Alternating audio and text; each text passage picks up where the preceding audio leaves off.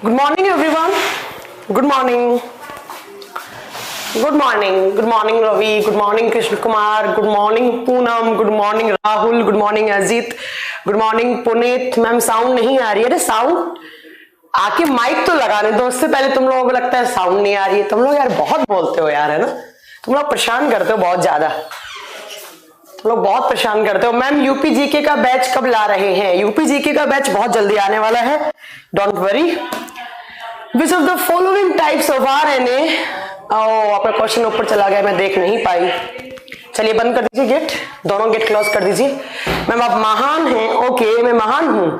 नहीं, मैं इतनी महान भी नहीं हूं जितना आप मुझे बना रहे हैं। Good afternoon Deepak, Jyoti, Roshan, Sheetal, Poonam, Mithilesh, Saurabh, Satish, Rohitas, Rajesh Kumar. Okay okay okay, बहुत सारे मैसेज आ गए। Jitendra Kumar, Sunny, Chandan Kumar, Kamal, Dilip Kumar. Okay okay okay okay, Mausam Kumar. Ma'am what is the पता नहीं क्या लगा। अब पौधों में अर्धपतन का रोग, अरे रोग बताएंगे, अभी नहीं। रोग जब प्लांट्स के बारे में पढ़ेंगे तभी तो पढ़ाएंगे। Good morning. चलिए, तो इतनी सारी गुड मॉर्निंग नहीं करते, अब हम थोड़ी क्लास स्टार्ट करते हैं, थोड़ा पढ़ लिया जाए। देखिए, पहली बात तो ये आपके स्क्रीन पर एक बैच है, जिस बैच के बारे में आपको पता होना चाहिए कि जो बैच है वो एक क्रैश कोर्स बैच है, जिसके अंदर आपको बहुत सारे क्वेश्चंस की प्रैक्टिस करवाई जाएगी। NTPC, group D, UPSI, Bihar SI, MPSI. इसमें आपको बहुत सारे क्वेश्चंस करवाए जाएंगे मैथ्स के। डेली एक प्रैक्टिस सेट होगा इसके अंदर। जैसे आज अजय सर ने क्लास ले ली मैथ्स की, और कल जैसे मैंने ले लिया बायो और केमिस्ट्री के प्रैक्टिस क्वेश्चंस करवा दिए। देन फिजिक्स का होगा, और ऐसे ही एक दिन रीजनिंग का होगा। ये जो हमारा बैच है इसमें एडमिशन स्टार्ट हो चुके हैं, और बैच स्टार्ट होगा 2 दिसंबर। 2 दिसंबर से इसकी क्लासेस स्टार्ट होंगी, और इसमें डेली क्लास होगी। डेली मतलब कोई छुट्टी नहीं है इसमें, 7 के 7 दिन क्लास होने वाली है। और ये बैच आप परचेज कर सकते हैं। 9 से 10 बजे सुबह डेली 1 घंटे क्लास चलेगी। प्रैक्टिस कीजिए आप, जिन बच्चों का इन सब एग्जाम देने वाले हैं वो बच्चे। चलिए, एक बच्चा कह रहे हैं मैम 5 डे डेली क्लास लगाओ। क्लास तो 6 दिन होती है, आप 5 दिन की क्या बात कर रही हैं? इसका जो प्राइस है वो एक्चुअल प्राइस 1200 है, बट आप जब प्रोमो कोड लगाएंगे ×50 तो आपको 600 में ये क्लासेस मिलेंगी। चलिए अब हम पढ़ते हैं। एक लड़का कह रहा है मैम जय तेजाजी महाराज की। अच्छा जी, कौन कौन से महाराज हैं इंडिया में? है तेजाजी महाराज। चलिए, साउंड सही नहीं आ रहा है, साउंड तो बहुत सही। मैम इसमें एमसीक्यू होंगे क्या? यस, ये प्रैक्टिस बैच है, इसमें आपको क्वेश्चंस दिए जाएंगे पहले दिन, और दूसरे दिन आपको उसकी प्रैक्टिस करवाई जाएगी। यार एक तो ना, जब आप लोग हिंदी में कोई क्वेश्चन पूछ रहे हो तो उसको हिंदी में टाइप किया करो, इंग्लिश को हिंदी में टाइप मत किया करो, तो मुझे कुछ समझ में नहीं आता है, ठीक है? तो प्लीज ये मैम म्यूटेशन बताइयो। ये कौन सी लैंग्वेज है टीचर से बात करने की? मैम म्यूटेशन बताइयो, ये क्या होता है? बताइयो। क्या मैं तुम्हारी कोई छोटी बहन लग रही हूँ जब मैं ये बताइयो? म्यूटेशन होता है बच्चों, म्यूटेशन होता है आपके जो डीएनए और आपके जो जीन है, आपकी जो सेल्स है आपके बॉडी में, उनमें सडनली कोई चेंज आ जाता है, उसको बोलते हैं म्यूटेशन। आपका बिहेवियर चेंज हो जाता है, आपकी बॉडी लैंग्वेज चेंज हो जाती है, उसको बोलते हैं म्यूटेशन। डूडी कह रहे हैं ma'am which of the following types of RNA participate in RNA processing to mRNA. आपका क्वेश्चन समझ में नहीं आया, डूडी जो भी नाम है आपका। अरे यार आप इतना बड़ा क्वेश्चन, डीएनए माइटोकॉन्ड्रिया में पाया जाता है। एक सेकंड में, एक बच्चे का क्वेश्चन बहुत लंबा टाइप किया बेचारे ने, मैं इसका देख लूं एक बार। हाँ, एक बच्चा पूछ रहा है डीएनए के संबंध में निम्न में से कथनों पे कौन सा सही है? पहला है डीएनए सभी जीवित जीवों का आनुवंशिक पदार्थ होता है, एब्सोल्युटली राइट। डीएनए के सभी खंड प्रोटीन के संश्लेषण को कोडित करते हैं, ठीक है। नाभिक के डीएनए प्रति समांतर चलने वाले 2 न्यूक्लियोटाइड श्रृंखलाओं को कुंडलित करता है। डीएनए माइटोकॉन्ड्रिया में पाया जाता है। आपने सर टाइपिंग एरर कर दिया, ऐसे पूछा आपको निम्न कथनों में से कौन सा सही नहीं है पूछा होगा, बाकी तो सारे सही है। एक ऑप्शन नंबर आपका जो आप इसमें से सही लेंगे, किसको सही करेंगे? अगर आप नहीं पूछा है तो बच्चों आप इसमें से सही करेंगे। किसने पूछा था क्वेश्चन लेके ऊपर चला जाता है? मैम साउंड सही नहीं है, साउंड तो सही है, यहां से आप एक बार लॉग आउट करके लॉग इन कर लें। चलिए,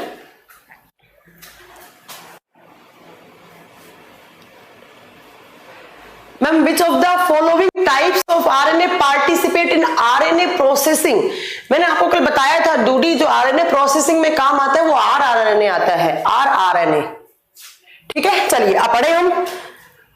देखिए तो लास्ट क्लास में हम पढ़ रहे थे सेल के कंपोनेंट, जो कि आज मुझे लगता है कि आज खत्म होने वाला है। ठीक है, देखिए सबसे पहला है बच्चों, आज मेरा बर्थडे है, सैंडी जी कह रहे हैं आज मेरा बर्थडे है। Sandy ji many many happy returns of the day, आपको बहुत सारी जन्मदिन की शुभकामनाएं, और आप बहुत जल्दी सिलेक्शन लें अपना और बहुत जल्दी आप गवर्नमेंट एम्प्लॉय बने। ठीक है मैम, कल की क्लास कितने बजे स्टार्ट हुई थी? रात में हुई थी अभिषेक शर्मा, रात में 9 बजे स्टार्ट हुई थी। नो नहीं, आई थिंक 9:30 हुई थी। चलिए तो कल हमने कहां छोड़ी थी क्लास? कल हमने पढ़ लिया था मैम राइबोसोम, और हमने क्या पढ़ लिया था? वैक्यूल्स पढ़ लिया था। आज जो हमें पढ़ना है वो पढ़ना है गोल्गी बॉडी। आज जो हमें पढ़ना है वो पढ़ना है गोल्गी बॉडी, और हिंदी में बोलते हैं बच्चों इसको गोल्जी काय। हिंदी में क्या बोलते हैं इसको? इसको मैम हिंदी में गोल्जी काय बोलते हैं। राइट, चलिए तो ये सेल का एक कंपोनेंट ही है जो आप पढ़ने जा रहे हैं। जैसे आपने माइटोकॉन्ड्रिया पढ़ा, राइबोसोम पढ़ा, लाइसोसोम पढ़ा, है ना, न्यूक्लियस पढ़ा, डीएनए पढ़ा, आरएनए पढ़ा, वैसे ही हमारी सेल्स में क्या होते हैं? हमारी सेल्स में होते हैं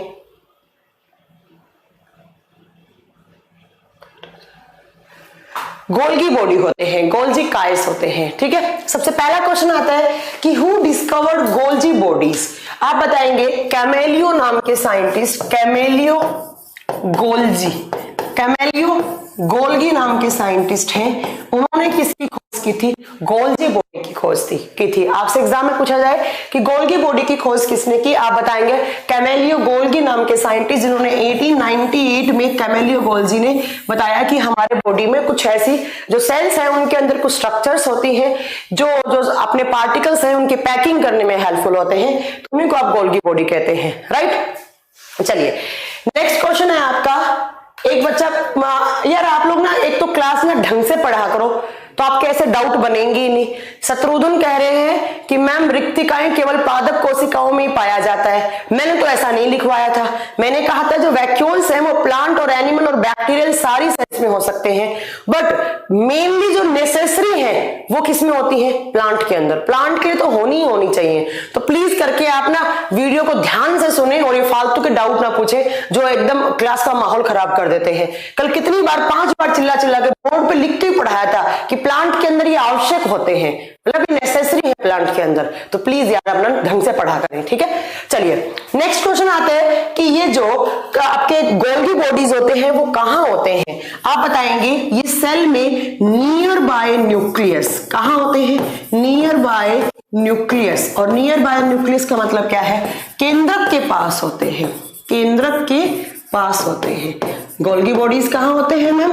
केंद्रक का पास होते हैं। एक बात याद रखिएगा, गोल्गी बॉडीज जो होते हैं वो कहां पे होते हैं? सेल में जो न्यूक्लियस है, और न्यूक्लियस कहां होता है? तो मैम सेंटर में होता है। तो वहां पर क्या होते हैं? आपकी गोल्गी बॉडीज होती हैं। अब इसका दूसरा नाम क्या होता है? इसको लिपोकॉन्ड्रिया भी कहा जाता है। इसको क्या कहा जाता है? इसको लिपोकॉन्ड्रिया भी कहा जाता है, या लाइपोकॉन्ड्रिया, इंग्लिश में तो इसको लाइपो बोलेंगे, लिपोकॉन्ड्रिया भी कहा जाता है। आपसे पूछा जाए एग्जाम कि सेल का वो कौन सा कंपोनेंट है जिसको आप लिपोकॉन्ड्रिया भी बोल सकते हैं? आप बताएंगे वो गोल्गी बॉडीज होते हैं। जो गोल्गी बॉडीज होते हैं उनका दूसरा नाम क्या होता है? लिपोकॉन्ड्रिया होता है। अब मैं आपको एक बात और बता दूं कि जब अगर आप कोई एनिमल सेल उठा रहे हो उसके अंदर जो आपको गोल्गी बॉडीज दिख रहे हैं उनको आप या तो गोल्गी बॉडीज बोलो या उनको लिपोकॉन्ड्रिया बोलो, बट प्लांट सेल में इन गोल्गी बॉडीज का नाम क्या होता है? आप बताओगे प्लांट सेल में इनको बोलते हैं डिक्टियोजोम्स। क्या बोलते हैं इनको? डिक्टियोजोम्स बोलते हैं। तो कभी आपसे एग्जाम में क्वेश्चन पूछ लिया जाए, क्या पूछा जाए? आपसे पूछा जाए कि भाई डिक्टियोजोम्स क्या होते हैं, तो आप बताओगे प्लांट सेल में जो गोल्गी बॉडीज होते हैं उनको आप क्या बोलते हैं? आप उनको बोलते हैं, ठीक है, उनको क्या बोलते हैं? उनको डिक्टियोजोम्स बोलते हैं। राइट, चलिए अब नेक्स्ट पॉइंट ये आता है कि मैम ये कैसी स्ट्रक्चर्स होती हैं और क्या करती हैं, ये इनका काम क्या होता है? तो वो सुनो ध्यान से। ये आपका एक सेल है और इस सेल के सेंटर में क्या होता है मैम? न्यूक्लियस। और मैंने बोला न्यूक्लियस के बाहर क्या होती हैं? गोल्गी बॉडीज होती हैं। ऐसे पास में देखिए गोल्गी बॉडीज ऐसी सी कुछ स्ट्रक्चर्स होती हैं जिनको आप गोल्गी बॉडीज कहते हैं। ऐसी सी स्ट्रक्चर्स होती हैं जो न्यूक्लियस के आसपास होती हैं, उनको आप क्या बोलते हैं? उनको आप गोल्गी बॉडीज बोलते हैं। तो इसको कहा जाता है गोल्गी बॉडीज। अब मैं आपको बताऊं, ये जो गोल्गी बॉडीज होते हैं इनके दो पार्ट होते हैं, दो फेज में बंटा हुआ होता है। जो न्यूक्लियस के पास वाला फेज है इसको कहा जाता है सिस फेज। इसको क्या कहा जाता है? इसको सिस फेज कहा जाता है। और ये जो प्लाज्मा मेम्ब्रेन के पास होता है इसको कहा जाता है ट्रांस फेज। Trans phase. तो आपसे एग्जाम में क्वेश्चन पूछ लिया जाए, चलो इसको रफ कर दो, आप एक तरफ का ही समझो, आप ध्यान से समझो। ये एक सेल है, इस सेल के सेंटर में मैम ने बनाया न्यूक्लियस, और न्यूक्लियस के बाहर ये जो ऐसी स्ट्रक्चर्स होती है उनको आप क्या बोलते हो? उनको आप गोल्गी बॉडीज बोलते हो, उनको आप गोल्जी काय बोलते हो। और जो गोल्जी काय का जो पार्ट न्यूक्लियस की साइड होता है, ये न्यूक्लियस इसके पास है, उसको आप क्या बोलते हो? उसको आप सिस फेज बोलते हो। और जो प्लाज्मा मेम्ब्रेन, ये क्या होती है? मेम्ब्रेन होती है, सेल मेम्ब्रेन बोल लो, ठीक है। तो वो इसको क्या कहते हैं? उसको आप ट्रांस फेज कहते हैं। ये दोनों पॉइंट आपको एग्जाम के पॉइंट ऑफ व्यू से आपको याद रखने हैं। नेक्स्ट जो पॉइंट आता है यहां पर आपको मैं बताऊं, तो ये जो होता है आपका गोल्गी बॉडी, मैम पूछ रहा है कि मैम ये किस में पाया जाता है? तो बच्चों ये प्लांट में भी है, सुनने में प्रॉब्लम होती है तुम लोगों को, अभी बताया मैंने, प्लांट में भी होता है और ये एनिमल में भी होता है, ये पादपों में भी होता है और ये जंतुओं में भी होता है। एनिमल में इसको नाम देते हैं लिपोकॉन्ड्रिया या गोल्गी बॉडीज, बट प्लांट में इसको डिक्टियोसोम्स नाम देते हैं। बस ये थोड़ा सा अलग होता है, ठीक है। तो अब याद रखेंगे, इसको सिस फेज बोलते हैं, इसको ट्रांस फेज बोलते हैं। अब बात आती है कि हमें गोल्गी बॉडीज करते क्या है, इन गोल्गी बॉडीज का काम क्या होता है? तो ध्यान से सुनो, इनका काम क्या होता है। ये काम करते हैं, जो भी हमारी सेल प्रोटीन वगैरह सिंथेसिस करती है, जो भी हमारी सेल्स कुछ प्रोटीन या कुछ ऑर्गेनिक कंपाउंड बनाती हैं, उसकी पैकिंग करने में हेल्पफुल होते हैं। आप बताओगे कि ये पैकेजिंग करने में हेल्पफुल होते हैं, पैकिंग करने में सहायक है। किसकी? आप बताओगे ये प्रोटीन की, या जो भी आपके ऑर्गेनिक कंपाउंड्स बनते हैं, जो भी आपके कार्बनिक पदार्थ बनते हैं आपकी सेल के अंदर, उसकी पैकिंग करने में सहायक होता है। कार्बनिक यौगिक, कार्बनिक यौगिक कैसे? तो जरा ध्यान से सुनो, मैंने आपको लास्ट क्लास में पढ़ाया होगा बच्चों, क्या? आरएनए पढ़ाया था, बहुत अच्छे से याद है। मैंने कहा था आरएनए जो होता है बच्चों वो 3 टाइप का होता है, याद करो। मैंने कहा था एमआरएनए जो है वो मैसेंजर की तरह काम करता है, मैसेज लेकर आता है, ठीक है। दूसरा आप यहां पर लिखेंगे आरआरएनए। मैम क्रोमोसोम की खोज किसने की थी? आपने अलग अलग बैच में अलग अलग नाम लिखवाया है।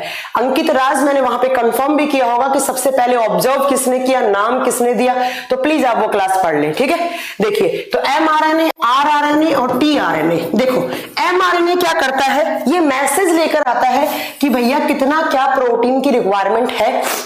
और आरएनए कहां होते हैं? मैम आपने पढ़ाया था साइटोप्लाज्म में होते हैं। साइटोप्लाज्म क्या होता है? ये एक सेल है, ये न्यूक्लियस है। न्यूक्लियस और सेल मेम्ब्रेन के बीच में जो फ्लूइड होता है उसको आप क्या बोलते हैं? उसको आप किसमें बताते हैं? आप बताएंगे, वो साइटोप्लाज्म होता है।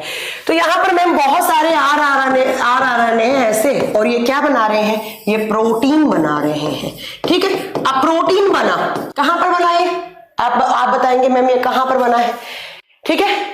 ये कहां पर बना है? ये सारा का सारा साइटोप्लाज्म में बना है। इसके बाद क्या होगा? इसके बाद टीआरएनए उस प्रोटीन को ट्रांसफर करने जाएगा, बट उससे पहले एक प्रोसेस होता है कि ये प्रोटीन अलग अलग बिखरा पड़ा है। कुछ प्रोटीन यहां पड़ा है, कुछ यहां पड़ा है, कुछ यहां पड़ा है, कुछ यहां पड़ा है, कुछ यहां पड़ा है, कुछ यहां पड़ा है। तो ये सारा का सारा प्रोटीन एक जगह लाकर बांधने का काम करता है कौन? गोल्गी बॉडीज काम करते हैं। गोल्गी बॉडीज क्या करते हैं बच्चों? जितना भी प्रोटीन सेल के अंदर बिखरा पड़ा था, कुछ यहां, कुछ यहां, कुछ यहां, कुछ यहां, उस सारे प्रोटीन की लाकर उसकी पैकेजिंग कर दी, उसकी पैकिंग कर दी। जैसे लकड़ियां नहीं होती, एक लकड़ी यहां पड़ी, एक लकड़ी यहां पड़ी, एक लकड़ी यहां पड़ी, सारी लकड़ी को एक साथ लाओ, लकड़ियों का बंडल बन जाएगा।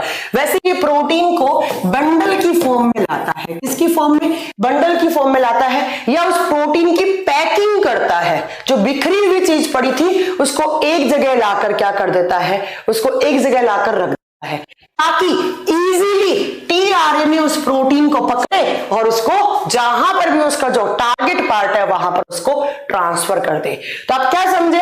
आप समझे कि मैम एक सेल है, इस सेल के न्यूक्लियस के पास ऐसे कुछ सिस और ट्रांस फेज वाली कुछ स्ट्रक्चर्स होती हैं जिनको आप गोल्गी बॉडीज बोलते हैं। और ये गोल्गी बॉडीज क्या करता है, इस सेल के अंदर अलग अलग जगह पर जो भी ऑर्गेनिक कंपाउंड्स या प्रोटीन पड़ा है उस सारे प्रोटीन को एक जगह लाके कलेक्ट कर देता है, उसको बांध देता है, उसकी पैकिंग कर देता है, उसको बंडल की फॉर्म में ले आता है। इसीलिए आप गोल्गी बॉडी को बोलते हो सेल का पैकर्स। जैसे होता है ना, एक कोरियर बॉय होता है, आपने स्विगी से खाना ऑर्डर किया, कोरियर वाला आएगा वो आपको देकर जाएगा। ऐसे ही ये क्या करता है, कोरियर बॉय की तरह इस सेल के अंदर घूमता रहता है और उस सामान को कलेक्ट करता रहता है। तो इसको पैकर्स बोलते हैं, उसको पैकिंग करना वाला बोलते हैं। और पैकिंग किसकी? तो प्रोटीन की और जो ऑर्गेनिक कंपाउंड्स होते हैं उनकी पैकिंग करता है। राइट, चलिए इतनी बात याद रखिएगा। इसको एक नाम और दिया जाता है बच्चों, इसको कहा जाता है ट्रैफिक पुलिस ऑफ सेल। इसका दूसरा नाम होता है traffic police of cell. Cell का ट्रैफिक पुलिस, जैसे ट्रैफिक पुलिस होती है, अब इसका मतलब ये नहीं कि चालान काटता है ये। देखिए जाम लगा हुआ है ना, बहुत सारा ट्रैफिक है, ट्रैफिक पुलिस आएगी, वो जाम को क्या कर देगी? खत्म कर देगी। वैसे ही सेल के अंदर अलग अलग प्रोटीन ऑर्गेनिक कंपाउंड बिखरे पड़े हैं, जाम लगा हुआ है यहाँ पर, है ना, जाम लगा हुआ है, तो यहां से पूरा का पूरा प्रोटीन और पूरे ऑर्गेनिक कंपाउंड क्या करेंगे? एक जगह लाकर छोड़ देंगे, जिससे क्या हो जाएगा, ये वहां पर रास्ता क्लियर करवा देगा और इजीली टीआरएनए क्या करेगा? उनको ट्रांसफर कराएगा। ठीक है, अब एक बच्चा पूछ रहा है कि how to made up of Golgi bodies. जो गोल्गी बॉडीज होते हैं बच्चों, वो प्रोटीन की स्ट्रक्चर्स होती हैं जिनको क्रिस्टे कहा जाता है। ठीक है, चलिए इतनी बात आप याद रखिएगा। एक बच्चा पूछ रहा है कि धीमे धीमे पढ़ाओ, मैं बहुत धीमे पढ़ा रही हूँ, ठीक है, इससे ज्यादा धीमे नहीं पढ़ा सकती मैं, तो याद रखिएगा। एक बार फिर रिपीट करती हूँ मैं, गोल्गी बॉडीज क्या होते हैं आप बताएंगे। गोल्गी बॉडीज मैम न्यूक्लियस के पास कुछ स्ट्रक्चर्स होती हैं, ऐसे ट्यूब लाइक स्ट्रक्चर्स होते हैं जिनको आप गोल्गी बॉडीज कहते हैं, जिसकी खोज कैमेलियो गोल्जी ने 1898 में की थी। ठीक है, दूसरा आप याद रखेंगे, इनको लिपोकॉन्ड्रिया भी कहते हैं, न्यूक्लियस के पास होते हैं, प्लांट सेल एनिमल सेल दोनों में होते हैं। प्लांट सेल में इसका नाम दिया जाता है लिपोकॉन्ड्रिया और एनिमल सेल में इसको डिक्टियोसोम्स के नाम से जानते हैं।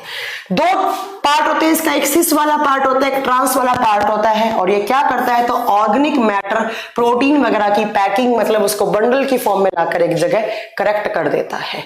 ठीक है, चलिए ये आप याद रखेंगे गोल्गी बॉडी के बारे में। टीपो कुमार, आप प्लीज लास्ट क्लास देखें तो ही आपको आज की क्लास समझ में आएगी। आप बोल रहे हैं यहाँ पर एमआरएनए का काम क्या होता है, रोज रोज थोड़ी ना बताऊंगी एमआरएनए का काम, एक ही चैप्टर थोड़ी पढ़ाना है मुझे, कम से कम मुझे 20 चैप्टर पढ़ाने हैं, तो एक पर ही थोड़ी अटकी रहूंगी मैं। एमआरएनए का काम कितनी बार पढ़ा दिया एमआरएनए का काम, अब क्या रोज रोज यही पूछते रहोगे, कुछ और काम नहीं है क्या? चलिए तो इतना याद रख लेंगे आप। अब नेक्स्ट चलते हैं हम नेक्स्ट कॉम्पोनेंट पे। नेक्स्ट कंपोनेंट होता है बच्चों सेंट्रोसोम्स। कौन सा होता है? सेंट्रोसोम्स। नेक्स्ट है सेंट्रोसोम्स। देखो सेंट्रोसोम्स को हिंदी में कहा जाता है सेंट्रोसोम, ठीक है, या इसको कभी कभी केंद्रक काय कहा जाता है। क्या कहा जाता है? केंद्रक काय। केंद्रक काय याद रखिएगा, सेंट्रोसोम या केंद्रक कहा जाता है। ठीक है, केंद्रक काय या सेंट्रोसोम का नाम दिया जाता है। यस, मैंने बताया है जब गोल्गी बॉडी का ब्रेकडाउन होता है तो लाइसोसोम्स बनते हैं। ठीक है, राजू कुमार राजभर कह टाइम का यूज टाइम की तरह करिए, मतलब क्या बोलते हैं यार, इस राजू कुमार को ब्लॉक करो यार, फालतू में दिमाग खराब करते हैं ऐसे लोग आ जाते हैं। ठीक है, चलिए देखिए, तो सेंट्रोसोम्स क्या होते हैं बच्चों? केंद्रक काय होते हैं, केंद्रक काय। सबसे पहला क्वेश्चन यहाँ पर आता है कि सेंट्रोसोम्स किस में होते हैं? आप बताएंगे कि सेंट्रोसोम्स दोनों सेल्स में होते हैं, प्लांट और एनिमल दोनों सेल्स में सेंट्रोसोम्स पाए जाते हैं, जिसको हिंदी में क्या बोलते हैं आप? हिंदी में केंद्रक काय बोलते हैं। अब ये सेंट्रोसोम्स क्या होती है, जरा ध्यान से सुनो। ये आपका सेल है, इस सेल के सेंटर में न्यूक्लियस है, इस न्यूक्लियस से ऐसे छोटी छोटी स्ट्रक्चर निकलती है और ये जो छोटी छोटी स्ट्रक्चर है ये आगे जाकर बनाती है सेंट्रोजोम्स बनाती हैं, ठीक है, वो आगे जाकर बनाती है सेंट्रोजोम्स। ऐसे सेंट्रोजोम्स क्या होती है, तो ऐसी नलियां होती है, बहुत सारी ऐसी नलियां होती है, ऐसे पाइप जैसी स्ट्रक्चर होती है, ऐसी डक्ट होती है, ऐसी पाइप जैसी स्ट्रक्चर्स होती हैं। हाँ अभी बताऊंगी मैं, इस पे आऊंगी कि किसने खोज की थी, आप रुक तो जाइए। बोवेरी ने खोज की थी, आप बिल्कुल सही बता रहे हैं कि जो सेंट्रोजोम्स है उसकी खोज पूछा जाए तो आप बताएंगे टी बोवेरी नाम के साइंटिस्ट ने इसकी खोज की थी। टी बोवेरी नाम के साइंटिस्ट ने इसकी खोज की थी, तो ये बात आप याद रखिएगा। यहां पर 2-4 बच्चों को मैं रेड अलर्ट दे दूं जो बहुत सारे कमेंट कर रहे हैं, ठीक है। रोहित भारत कह रहे हैं HTET के एग्जाम में आपके कराए हुए 10+ क्वेश्चंस आए हैं ma'am ji, thank you ma'am and times. Rohit Bharat thank you very much, thank you very much. Mukesh Sharma कह रहे हैं मैम गोल्जी काय को सेक्रेटरी भी कहते हैं क्या? देखो कुछ बुक्स के ऑथर होते हैं वो कुछ भी टाइप कर देते हैं सेल वाले चैप्टर में, जैसे गोल्गी बॉडी को मदर ऑफ सेल भी कहा जाता है, कोशिका की मां भी कहा जाता है। ये कुछ ऑथराइज चीजें नहीं होती, इसको सेक्रेटरी बोलते हैं, ये बोलते हैं, वो बोलते हैं। तो प्लीज ये चीजें आप मेरे से ना पूछे, कोई अच्छी ऑथर की बुक पढ़े या एनसीईआरटी में जो लिखा हुआ है वो मैं आपको पढ़ाती हूँ यहाँ पे, तो ये फालतू की बातें ना करें, ठीक है। सुनील बोला, मैंने आपका नाम ले लिया, प्लीज आप कमेंट कम करें और पढ़ाई पे ज्यादा ध्यान दें। मैम एनटीपीसी का एग्जाम कब होगा? फरवरी में, हमारे सुनने में आ रहा है फरवरी में होगा, ठीक है। चलिए 1888 में टी बोवेरी नाम के साइंटिस्ट ने सेंट्रोजोम्स की खोज की थी। अब ये सेंट्रोजोम्स क्या होते हैं, देखो इस न्यूक्लियस के बाहर ऐसी कुछ स्ट्रक्चर्स पाई जाती है, उन स्ट्रक्चर्स आगे चलकर ऐसे ट्यूब लाइक स्ट्रक्चर्स फॉर्म करती हैं, ऐसी ट्यूब्स भी बनती हैं। ऐसी ट्यूब का मतलब होता है पतली पतली नलिकाएं से बनती हैं, और इन्हीं नलिकाओं को आप क्या नाम देते हैं? इनको आप नाम देते हैं क्या? सेंट्रोजोम्स नाम देते हैं, सेंट्रोजोम्स नाम देते हैं, जिसको हिंदी में क्या कहा जाता है? केंद्रक काय कहा जाता है, केंद्रक काय कहा जाता है। और ये जो सेंट्रोजोम्स होते हैं बच्चों, ये आपके न्यूक्लियस से निकलते हैं और ये आगे चलकर ऐसे माइक्रोट्यूब्यूल्स बनाते हैं, माइक्रोट्यूब्यूल्स बनाते हैं। देखो एक होता है ट्यूब, ट्यूब का मतलब होता है नली, और बहुत छोटी नली, जो बहुत छोटी नली होती है उसको ट्यूब्यूल्स कहा जाता है। तो ये जो सेंट्रोजोम्स है, ये सेंट्रोजोम्स इन्हीं स्ट्रक्चर से बने हुए हैं। ये जो थ्रेड जैसी स्ट्रक्चर्स बनी है यही आगे जाकर सेंट्रोजोम्स बनाते हैं, और ये थ्रेड जैसी स्ट्रक्चर और इस नली को साथ में मिलाकर आप सेंट्रोजोम बोलते हैं। और ये जो नली अकेले की बात करेंगे तो नलियां इनको माइक्रोट्यूब्स के नाम में भी जाना जाता है, माइक्रोट्यूब्यूल्स भी कहा जाता है इनको, ठीक है। अब बात ये आती है कि इनका काम क्या होता है, आप बताओगे। ये जो माइक्रोट्यूब्यूल्स है इनका काम होता है साइटोस्केलेटन का नाम। इनका काम क्या होता है बच्चों? कल एक बच्चे ने पूछा था कि सेल को ढांचा देने का काम कौन करता है, तो वही आज आपका क्वेश्चन का डाउट यहां पर आने वाला है। देखो मैंने एक टर्म लिखा है साइटोस्केलेटन। मैंने बोला है कि माइक्रोट्यूब्यूल्स का, ये जो छोटी छोटी ट्यूब्यूल्स जैसी जो स्ट्रक्चर बनाई है मैम ने ट्यूब जैसी, इनका काम क्या होता है? तो इनका काम क्या होता है, तो जरा ध्यान से सुनिएगा। साइटो का मतलब क्या होता है बच्चों? सेल, और स्केलेटन का मतलब होता है बच्चों ढांचा। ढांचे का मतलब जो स्केलेटल, जो भी आपका अरेंजमेंट है, ठीक है। तो आप याद रखिएगा कि सेल को ढांचा देने का काम करते हैं। कहने का मतलब जो सेल का साइज है और जो सेल का शेप है, आकार प्रदान करती है, आकार और आकृति प्रदान करते हैं कौन? तो आप बताओगे माइक्रोट्यूब्यूल्स। और ये दोनों में होते हैं, ये प्लांट में भी होते हैं और ये एनिमल में भी होते हैं। प्लांट और जंतु कोशिकाएं दोनों में पाया जाता है। सिर्फ एक क्वेश्चन बनता है आपका यहां से, क्या कि हमारी जो शरीर में कोशिकाएं हैं उनका स्केलेटन कौन बनाती हैं, उनका ढांचा कौन सा सेल का कंपोनेंट बनाता है? आप बताएंगे उनका जो ढांचा है वो कौन बनाता है? सॉरी, उनका ढांचा सेंट्रोजोम्स बनाते हैं, ठीक है। एक बार फिर रिपीट कर देती हूँ। हमारे केंद्र के पास, सेल के अंदर जो न्यूक्लियस है उसके पास ऐसी कुछ स्ट्रक्चर्स निकलती हैं, वो आगे चलकर ट्यूब जैसी स्ट्रक्चर बनाती हैं, और इन्हीं दोनों स्ट्रक्चर को एक साथ मिलाकर सेंट्रोजोम्स बोलते हैं, और इनको माइक्रोट्यूब्स कहा जाता है। ये हमारी सेल को साइज देती है, शेप देती है, और उसका जो स्केलेटल है, उसका जो ढांचा है, उसको बनाए रखने में सहायक होते हैं, ठीक है। इसके बारे में आपको इतने पॉइंट याद रखने हैं, और दोनों में पाई जाती हैं। नेक्स्ट कंपोनेंट है आपका बच्चों एंडोप्लाज्मिक रेटिक्यूलम। क्या है? एंडोप्लाज्मिक रेटिक्यूलम, एंडोप्लाज्मिक रेटिक्यूलम, जिसको हिंदी में क्या कहा जाता है? जिसको हिंदी में नाम दिया जाता है अंतःप्रद्रवी जालिका, अंतःप्रद्रवी जालिका, जाल हिंदी के नाम से समझो, जाल है ये। अब किसका जाल है तो वो आपको अभी पता लगेगा कि किसका जाल है, ठीक है।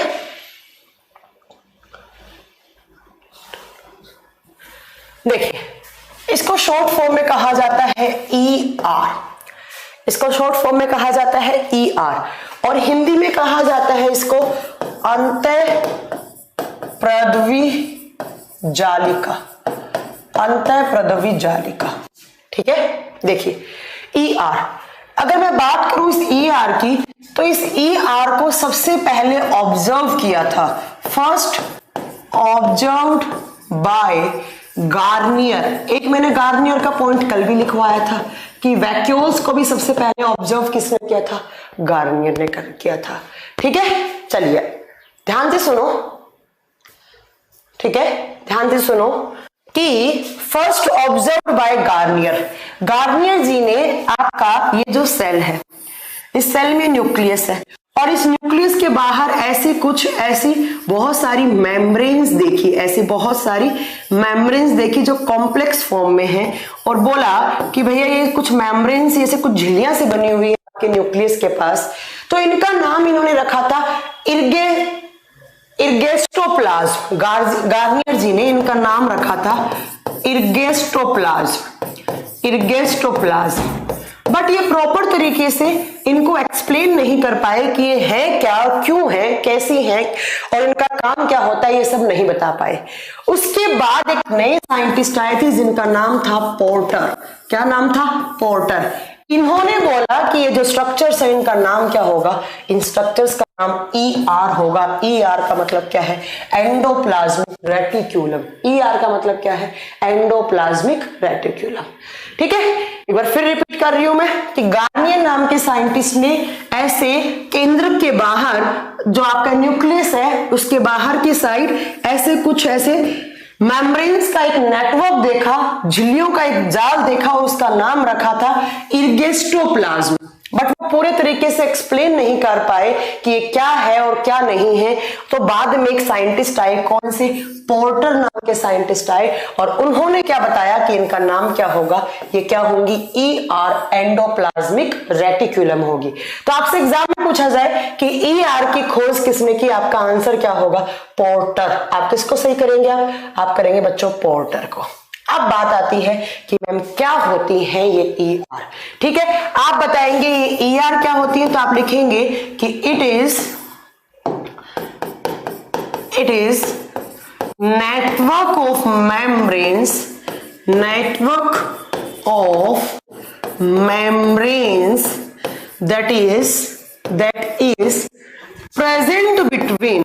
that is present between nucleus membrane, ध्यान से सुनिएगा, nucleus membrane and cell membrane. क्या लिखा मैंने, it is network of membranes, कहने का मतलब झिल्लियों का एक जाल है।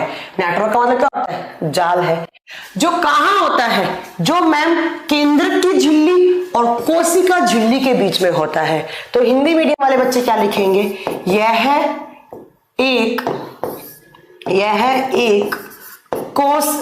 एक झिल्लियों का जाल है, झिल्ली मेम्ब्रेन, झिल्लियों का जाल है, नेटवर्क है, जाल है, जो कि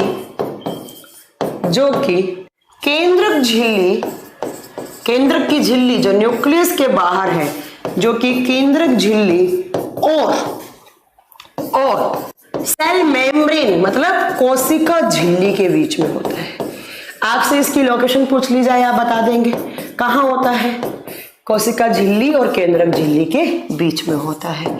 चलो मैम पता लग गया, में होता है। बहुत सारी मेम्ब्रेन कॉम्प्लेक्स फॉर्म में एक आपस में जुड़कर आपस में क्या बना लेती हैं, वो एक जाल सा बना लेती है, और उसी जाल को आप क्या बोलते हैं, उसी जाल को आप एंडोप्लाज्मिक रेटिक्यूलम कहते हैं।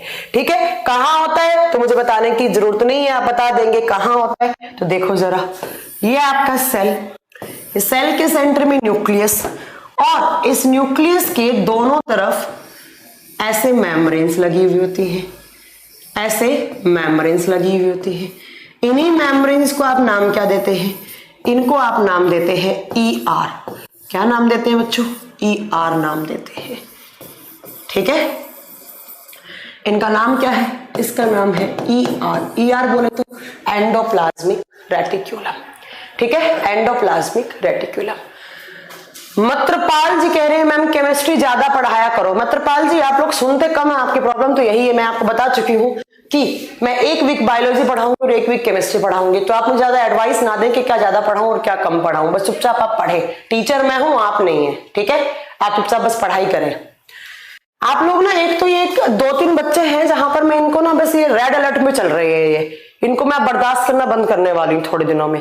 फिर आप लोग बोलते हैं टीचर को गुस्सा आता है, मैम में बहुत गुस्सा है, मैम में बहुत ईगो है, ये है वो है। जयप्रकाश जी बोल रहे हैं मैम MCQ की क्लास है, आपने 20 बार क्वेश्चन कर दिया, तो आपको मैं क्या बताऊं? मैं मतलब मैं कोई यहाँ पर टेलीकॉलर हूं जो आपको ये बताऊंगी आज आपकी क्लास है कि नहीं है? आप इंक्वायरी नंबर पे फोन कीजिए ना, मुझे क्यों कर रहे हैं आप परेशान यहाँ पे? ठीक है, चलिए, तो इनको बोलते हैं मैम ER।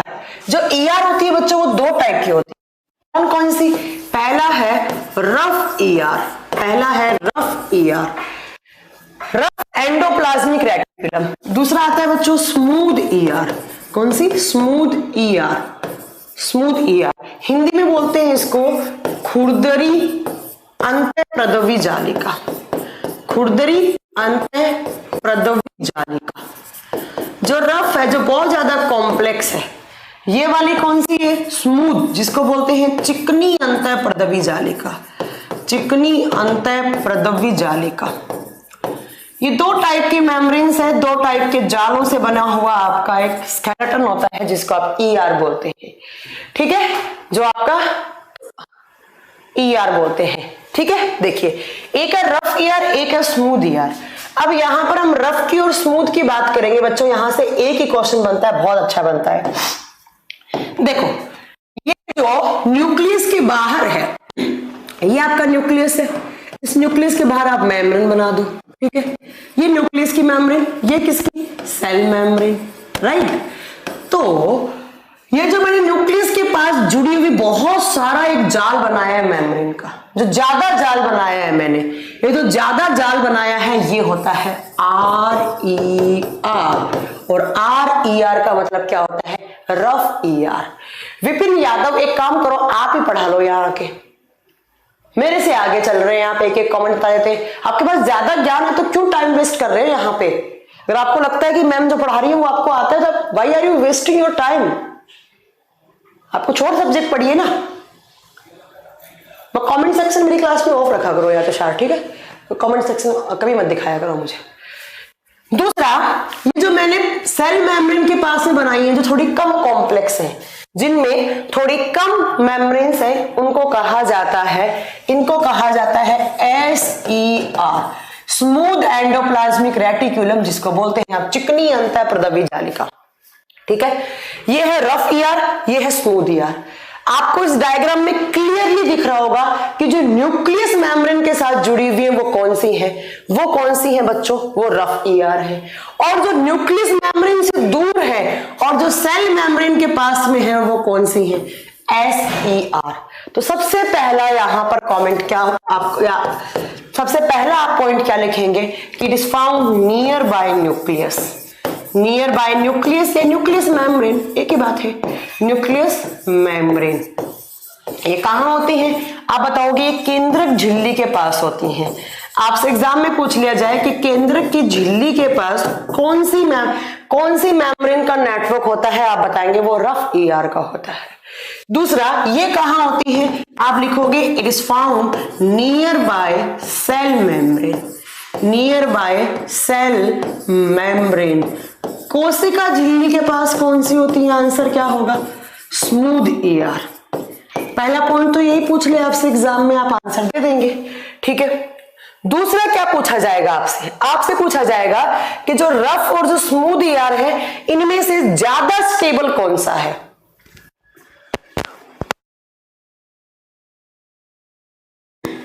इनमें से ज्यादा स्टेबल कौन सा है? ठीक है, देखिए एक बात याद रखना, जो न्यूक्लियस के पास चीजें होती हैं वो हमेशा स्टेबल होती हैं। ठीक है, दूसरा आप याद रखिएगा कि जो ज्यादा मेम्ब्रेन का जाल बना हुआ है वो ज्यादा कॉम्प्लेक्स और ज्यादा स्टेबल है। तो न्यूक्लियस के पास कौन सी है? RER। तो ज्यादा स्टेबल कौन सी होनी चाहिए? RER। तो आप लिखेंगे इट इज मोर स्टेबल, यह ज्यादा स्थायी होती है। क्यों होती है बच्चों? क्योंकि किसके पास है? ये न्यूक्लियस के पास है और ज्यादा मेम्ब्रेन से कॉम्प्लेक्स फॉर्म में होता है। इधर लिखेंगे इट इज लेस स्टेबल। क्या लिखेंगे? लेस स्टेबल, कम स्थायी होती है। 2 पॉइंट हो गया। अब ये दोनों पॉइंट आप याद रखो ना रखो कोई बात नहीं है, ठीक है। अब ध्यान से सुनो, आप नेक्स्ट जो पॉइंट है वो आपको अच्छे से याद रखना है। क्या ये जो रफ ER होते हैं ना, ये जो मैंने यहां पर ऐसे बनाई है रफ ER, ऐसे जाल बनाया जो मेम्ब्रेन का है ना, ऐसे इनके ऊपर सोते हैं राइबोसोम्स। क्या होते हैं बच्चों? राइबोसोम्स होते हैं। तो नेक्स्ट पॉइंट में आप यहां क्या लिखोगे? Ribosomes are present. Ribosomes are present कहने का मतलब राइबोसोम पाए जाते हैं, जबकि यहां पर क्या लिखेंगे? Ribosomes are absent. राइबोसोम नहीं पाए जाते हैं। यही एग्जाम में क्वेश्चन आता है, एनडीए के एग्जाम में पूछा था कि कौन सी ER है जिनके पास राइबोसोम्स होते हैं। आप बताएंगे कि जो रफ ER है, जो न्यूक्लियस के पास है, उनके ऊपर राइबोसोम्स होते हैं और इधर नहीं होते हैं। क्या आप मुझे बता सकते हो जब इनके पास राइबोसोम्स है तो ये क्या काम करेगा? मैम, इस ER का काम होता है protein making and synthesis of protein. Protein making and next लिखोगे synthesis of protein. Synthesis of protein, ये प्रोटीन के निर्माण और प्रोटीन के संश्लेषण में सहायक है। प्रोटीन के निर्माण में और संश्लेषण में सहायक है। आपसे एग्जाम में पूछ लिया जाए कौन सी ER है जो प्रोटीन के निर्माण और संश्लेषण में सहायक होती है, आप क्या लिखोगे? आप लिखोगे, आप बताओगे rough ER RER। But ma'am यहां तो राइबोसोम है नहीं, तो ये क्या नहीं बना सकते? मैम स्टेबल का मीनिंग क्या है? ट्विंकल पूछ रही है। स्टेबल का मतलब होता है बच्चों जो ज्यादा स्थायी है, जो टूट ना सके इजीली, जो स्टेबल है, उसको आप तोड़ ना पाओ, ठीक है। अब इधर की साइड मैम राइबोसोम्स है नहीं, तो फिर इसका काम क्या होगा? तो आप बताएंगे ये प्रोटीन तो बनाएंगी नहीं, तो इसका नाम क्या है? इसका काम क्या है आप बताओगे? इसका काम होता है lipids and steroid synthesis. And steroid synthesis यह वसा का संश्लेषण करता है। किसका संश्लेषण? वसा का संश्लेषण। अब आप में से कुछ बच्चे सोच रहे होंगे लिपिड्स क्या होती हैं और स्टेरॉइड्स क्या होते हैं, ठीक है। ये लिपिड्स और स्टेरॉइड क्या होते हैं तो हम जब न्यूट्रिशन वाला चैप्टर पढ़ेंगे तो वहां पर पढ़ेंगे कि लिपिड्स क्या है और स्टेरॉइड क्या है, ठीक है। चलिए एक बार फिर रिपीट करती हूं मैं कि जो एंडोप्लाज्मिक रेटिक्यूलम है वो क्या होता है आप बताओगे? कुछ मेम्ब्रेन्स होती है मैम, झिल्लियां होती है, उसका एक नेटवर्क, एक जाल बना हुआ, उसको आप ER बोलते हैं। ये जो ER है ये 2 टाइप की होती है, एक होता है रफ ER, एक होता है स्मूथ ER। जो न्यूक्लियस के पास है वो ज्यादा मेम्ब्रेन है और ज्यादा मेम्ब्रेन है वो ज्यादा स्टेबल है, तो वो कौन सी होती है? RER, रफ ER, खुरदरी अंतःप्रदवी जालिका। जो न्यूक्लियस से दूर है और सेल मेम्ब्रेन के पास है वो स्मूथ ER है। कहने का मतलब वो क्या है? वो चिकनी अंतःप्रदवी जालिकाएं हैं, ठीक है। दूसरा जो रफ ER होती है बच्चों वो स्टेबल है ज्यादा, क्यों है? क्योंकि वो न्यूक्लियस के पास है। और जो स्मूथ ER है वो लेस स्टेबल है, वो कम स्टेबल है, ठीक है। जो रफ ER है उसके ऊपर राइबोसोम्स पाए जाते हैं और कल की रात की क्लास देखना राइबोसोम्स क्या होते हैं, मैं पढ़ा चुकी हूं आपको। जब राइबोसोम्स है वो क्या बनाते हैं? वो protein making and protein synthesis का काम करता है। इधर राइबोसोम नहीं है तो वो क्या नहीं कर सकता? वो प्रोटीन नहीं बना सकता। तो वो किसका सिंथेसिस करते हैं? वो लिपिड्स और वो स्टेरॉइड का सिंथेसिस करते हैं, राइट। और ये ER दोनों सेल्स में होती है, कौन कौन सी में? ये प्लांट में भी होगी और ये एनिमल में भी होगी, ये पादप कोशिकाओं में भी होगी और ये जंतु कोशिकाओं में भी होगी। जयप्रकाश यादव, आप कमेंट करने में कम ध्यान दें, आप पढ़ाई में ज्यादा ध्यान दें। आप बोलते हैं राइबोसोम क्या होते हैं, कल की क्लास नहीं की थी क्या राइबोसोम क्या होते हैं? तो वो क्लास पढ़ के आओ, बाद में आकर यहाँ पर कमेंट करो। ये आपका ER। अब मुझे बताओ कितने कंपोनेंट पढ़ा दिए मैंने टोटल, जल्दी बताओ मुझे, बताओ नंबरिंग बताओ कि मैंने कितने पढ़ा दिए। पहला cell membrane, plasma membrane, nucleus, DNA, RNA, lysosome, ribosome, उसके बाद बताया सेंट्रोसोम, उसके बाद क्या बताया मैंने आपको, उसके बाद वैक्यूल्स पढ़ाया, उसके बाद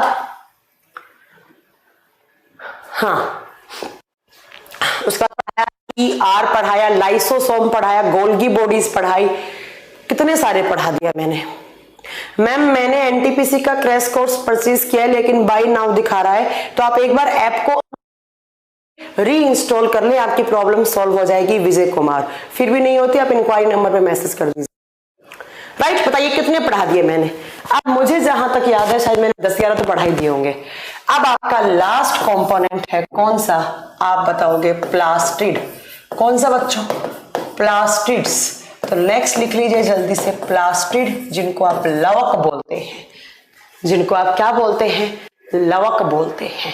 ठीक है, चलिए तो ये लास्ट है आपका सेल का कंपोनेंट। उसके बाद ये हमारा चैप्टर फिनिशिंग की तरफ चल रहा है। 11 हो गए, ओके चलो 12 नंबर होगा ये। नंबरिंग आप कर लीजिएगा प्लीज, नंबरिंग नहीं याद रहती है मुझे। प्लास्टिड्स नेक्स्ट पढ़ना है आपको, प्लास्टिड्स जिनको आप लवक बोलते हैं। और प्लास्टिड्स की खोज किसने की थी आप बताएंगे? प्लास्टिड्स की खोज की थी हैकल ने। हैकल नाम के साइंटिस्ट ने किसकी खोज की बच्चों? प्लास्टिड्स की खोज की। अब बात आती है कि ये प्लास्टिड्स होते क्या हैं, ये क्या होते हैं प्लास्टिड्स, तो आप बताएंगे। मोहम्मद खुर्शीद कह रहे इतनी छोटी सेल में इतने सारे कंपोनेंट। यस, सोचिए सेल इतनी छोटी जिसको देखने के लिए इलेक्ट्रॉन माइक्रोस्कोप की रिक्वायरमेंट पड़ती है और उसमें भी इतने सारे कंपोनेंट्स, सोचिए ना। चलिए तो प्लास्टिड्स कहां होते हैं आप बताएंगे। अच्छा पहली बात तो प्लास्टिड्स की खोज किसने की? हैकल ने। दूसरा पॉइंट आप याद रखेंगे, it is found in only plant cell. It is found in only plant cell. ये सिर्फ पादप कोशिकाओं में पाए जाते हैं। कौन सी कोशिकाओं में पाया जाता है? पादप कोशिकाओं में पाया जाता है। प्लास्टिड सिर्फ कहां होते हैं आप बताएंगे? सिर्फ प्लास्टिड प्लांट सेल्स में होते हैं। ठीक है,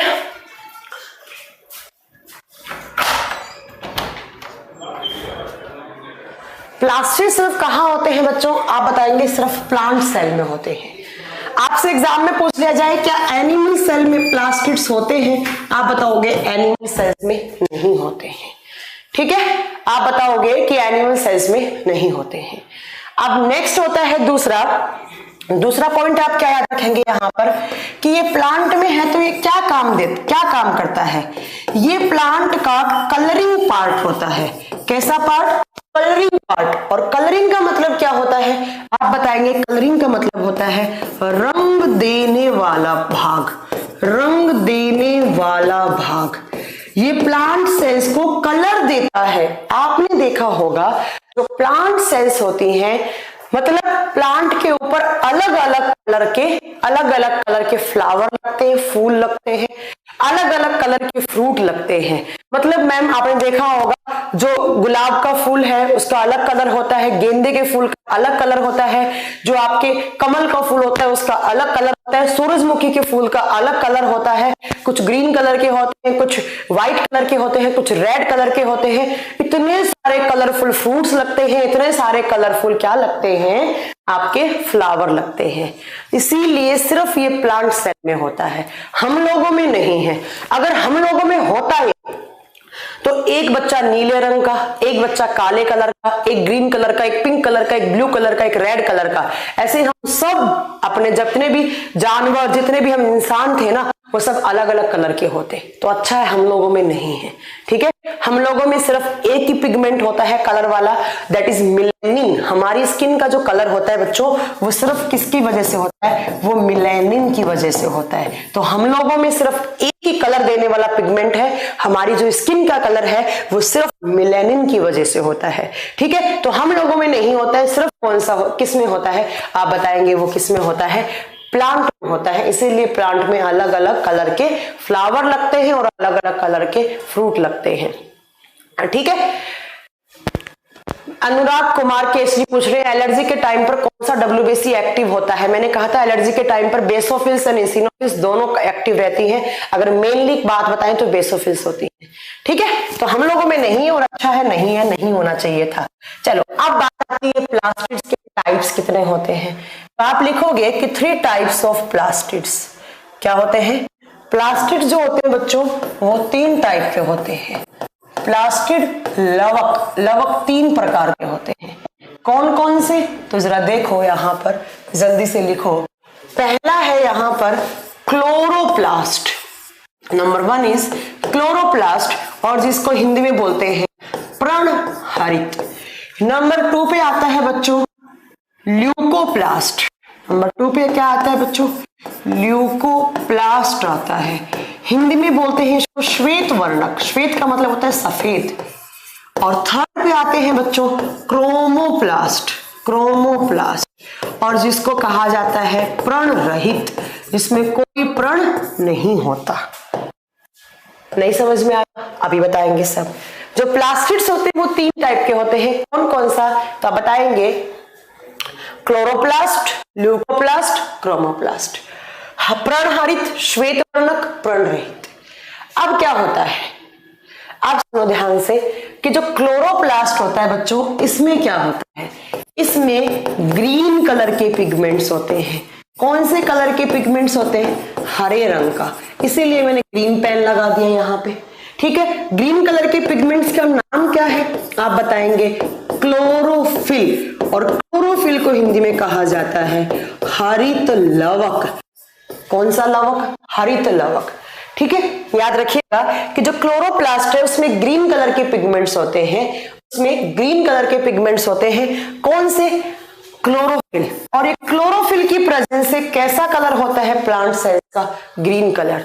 तो जितना भी आपने प्लांट सेल्स के अंदर आपने ग्रीन कलर की लीफ देखी होंगी, तो ये कहाँ होगा, पेड़ पौधों के जो पत्ते होते हैं, जो लीफ होते हैं उसमें होता है।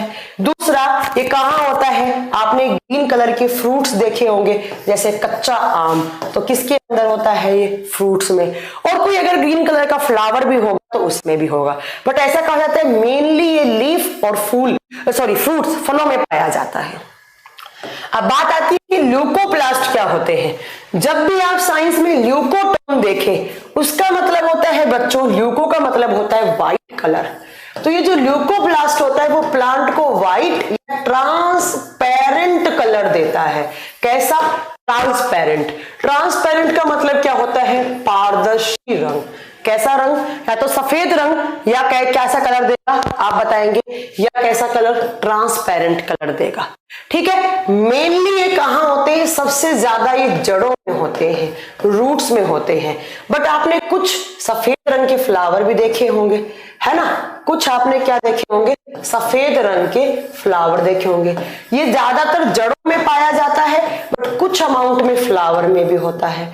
जैसे व्हाइट रोज भी होता है, व्हाइट लिली भी होता है, ठीक है। तो याद रखेंगे कि जो ल्यूकोप्लास्ट होते हैं वो सफेद या ट्रांसपेरेंट रंग देते हैं और ये जड़ों में सर्वाधिक मात्रा में पाए जाते हैं। बट ये कुछ अमाउंट में, कुछ मात्रा में फलों फूलों में भी होते हैं, ठीक है। नेक्स्ट क्रोमोप्लास्ट, प्रणहरित, जिसमें हरा रंग नहीं होता। ध्यान से सुनो, ये प्रणहरित, ये प्रण रहित है, ठीक है। हिंदी में कंफ्यूज मत होना। इसने कैसा रंग दिया, ग्रीन। इसने कैसा दिया, सफेद एंड ट्रांसपेरेंट। तो ग्रीन, व्हाइट एंड ट्रांसपेरेंट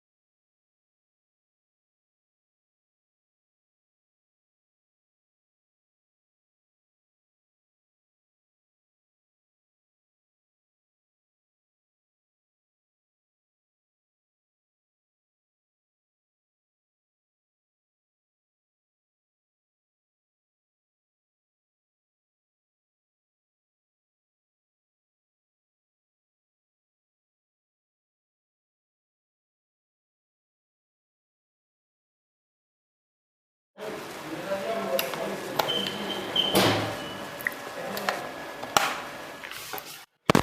जी, अब आ रही होगी साउंड, सुन लो, मैं एक बार रिपीट कर देती हूँ, ध्यान से सुनो, कोई बात नहीं, साउंड सही है। देखिए, मैंने बोला कि क्लोरोफिल कैसा रंग देता है, ग्रीन कलर। ल्यूकोप्लास्ट कैसा रंग देता है, white and transparent. White, transparent and green colour को छोड़कर जितने भी कलर्स होते हैं वो कौन देता है, क्रोमोप्लास्ट। तो मैंने लिख दिया except green, white and transparent colour, it gives all color to plant cell, all color to plant cell। किस किस रंग को छोड़कर, सफेद को, हरे को और कौन सा, ट्रांसपेरेंट। क्यों? क्योंकि इसके अंदर बहुत सारे कलर के लिए बहुत सारे पिगमेंट्स पाए जाते हैं, ठीक है, बहुत सारे कलर के लिए बहुत सारे पिगमेंट्स। जैसे मैम, जैसे तो सुनो, तो जैसे आपने टमाटर देखा होगा, उसका रंग कैसा होता है, लाल। तो टमाटर का जो लाल रंग है उसके लिए यहां पर कौन सा पिगमेंट होता है, सुनो ध्यान से, यहां पर होता है ल्यूकोपीन नाम का, ठीक है। जैसे आपने येलो कलर देखा होगा, पीला रंग, सूरजमुखी का फूल कैसा होता है,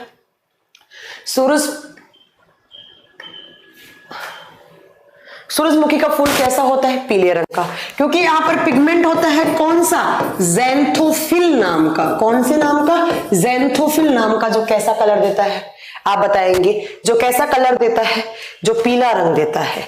आपने गाजर खाई होगी, गाजर का अलग लाल रंग होता है कैरेट का, वो किसकी प्रेजेंस से होता है, कौन सा, क्लोरोप्लास्ट। क्लोरोप्लास्ट की वजह से होता है, बट कौन सा पिगमेंट, तो बताएंगे कैरोटीन। तो मैम आप ये कहना चाह रही हैं कि जितने भी कलर के हमने फ्रूट्स और फ्लावर देखे हैं तो वो सब किसकी वजह से होते हैं, ग्रीन और व्हाइट को छोड़कर क्रोमोप्लास्ट की प्रेजेंस से होते हैं। और यहां पर मैं आपको एक अलग से क्लास लूंगी, पिगमेंट्स लिखवाऊंगी कि जो मूली है उसका रंग किसकी वजह से होता है, मिर्ची का रंग किसकी वजह से होता है, वो यहाँ नहीं, वो छोटी छोटी क्लासेस हैं, वो बाद में मिसलेनियस में पढ़ाती हूँ मैं, वो बाद में पढ़ेंगे। अभी आपको इतना याद रखना है कि ग्रीन कलर किसने दिया, क्लोरोप्लास्ट ने। व्हाइट एंड ट्रांसपेरेंट किसने दिया, ल्यूकोप्लास्ट ने। इनको छोड़कर जितने भी कलर हैं वो किसने दिए, क्रोमोप्लास्ट ने। क्यों दिए, क्योंकि यहां पर क्या होता है, यहां पर मैम अलग अलग कलर के लिए पिगमेंट्स होते हैं। चलो, अब आपने देखा होगा, कच्चा आम खाया होगा आपने, जिसको आप कैरी बोलते हैं।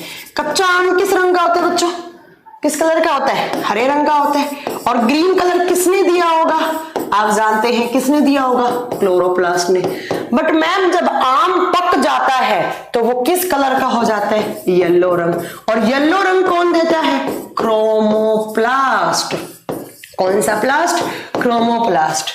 तो मैम जब कच्चा आम था, अरे वो ही सही हो गई है यार अब, ठीक है। जब कच्चा आम था तो उसके अंदर क्या था, क्लोरोप्लास्ट। जब वो आम पक गया तो वो क्लोरोप्लास्ट किस में कन्वर्ट हो गया, क्रोमोप्लास्ट में। तो आप याद रखेंगे क्लोरोप्लास्ट जो होते हैं वो क्रोमोप्लास्ट में कन्वर्ट हो जाते हैं। जैसे आपने मिर्ची खाई, मिर्ची नहीं खाई, मिर्ची, हरी मिर्ची, हरी मिर्ची किस कलर की होती है, हरी। और जो मसाले वाली मिर्ची होती है वो पक जाती है तो किस कलर की हो जाती है, लाल। तो हरा लाल में जा रहा है, तो कौन किस में कन्वर्ट हो रहा है, क्लोरोप्लास्ट क्रोमोप्लास्ट में कन्वर्ट हो रहा है। तो याद रखिएगा, chloroplast can be convert in chromoplast. जो प्रण हरित होते हैं वो प्रण रहित में कन्वर्ट हो जाते हैं। और ये सिर्फ किस में होते हैं, ये सिर्फ प्लांट सेल में होते हैं, और ये कलर देने का काम करता है, ठीक है। याद रखिएगा, पैरालाइसिस में कौन सी सेल्स काम करना बंद कर देती है, न्यूरॉन सेल्स, राइट, याद रखिएगा। तो ये आपके सेल के कंपोनेंट्स क्या हो गए, कंप्लीट हो गए। सिर्फ प्लांट सेल में, हम लोगों में नहीं है क्या, तो प्लास्टिड। ये आपके सारा का सारा। हाँ, पपाया में भी सेम केस होता है बच्चों। पपाया जो आपके कच्चे होते हैं वो ग्रीन कलर के होते हैं, पकने के बाद वो येलो से पड़ जाते हैं, ठीक है। तो ये आपका प्लांट सेल और एनिमल सेल के कंपोनेंट्स कंप्लीट हो गए। अब हम लिखेंगे प्लांट और एनिमल सेल के बीच में डिफरेंस लिखेंगे हम। किसके बीच में, प्लांट सेल और एनिमल सेल में। पादप कोशिका, एक साइड लिखो पादप कोशिका और एक साइड लिखो जंतु कोशिका, ठीक है। और एक एक करके जल्दी जल्दी मुझे जितने मैंने डिफरेंस पढ़ाए हैं वो बताओ। कुछ आप बताओ, कुछ मैं बताऊंगी। मैं पानी पीकर आती हूं, इतने में रिमाइंड करो, ठीक है। अभी आई 2 मिनट में। जल्दी याद करो कि क्या क्या डिफरेंस बताए थे मैम ने।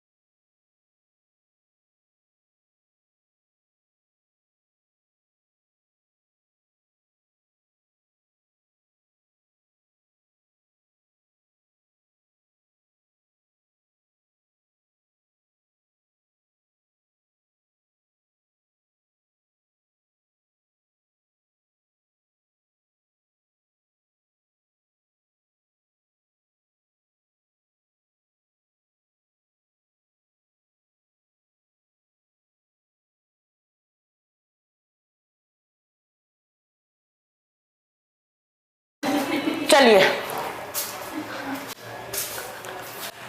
यतेंद्र कह रहे हैं दिस इज रिकॉर्डेड क्लास। अच्छा चलो, सबसे पहला है प्लांट सेल और एनिमल सेल में डिफरेंस क्या होता है। पहले डिफरेंस की बात करूं तो हम साइज पे आते हैं। अगर हम साइज की बात करेंगे तो बच्चों याद रखना, प्लांट सेल जो होती है उसका साइज बड़ा होता है, जबकि एनिमल सेल का साइज छोटा होता है। तो पहला लिखो, it is larger in size, इसका आकार बड़ा होता है और इसका आकार क्या होता है, smaller. It is smaller in size, इसका आकार क्या होता है, छोटा होता है।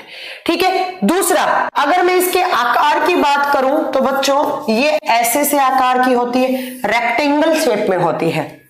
ये किस आकार की होती है, आप बताओगे कि ये रेक्टेंगल होती है, जबकि ये कैसी होती है, ये गोल होती है।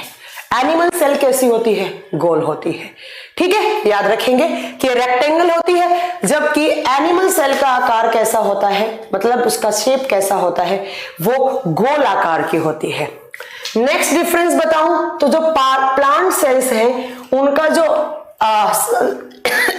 शेप है, उनका जो आकार है वो हमेशा रेगुलर होता है।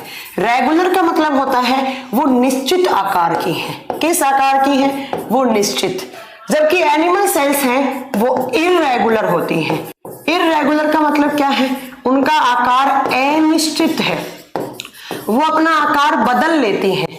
जैसे मैम एग्जाम्पल दो, ठीक है, जैसे मैम एग्जाम्पल दो तो देखो, एग्जाम्पल मैंने बताया था WBC अपना आकार बदल सकती है।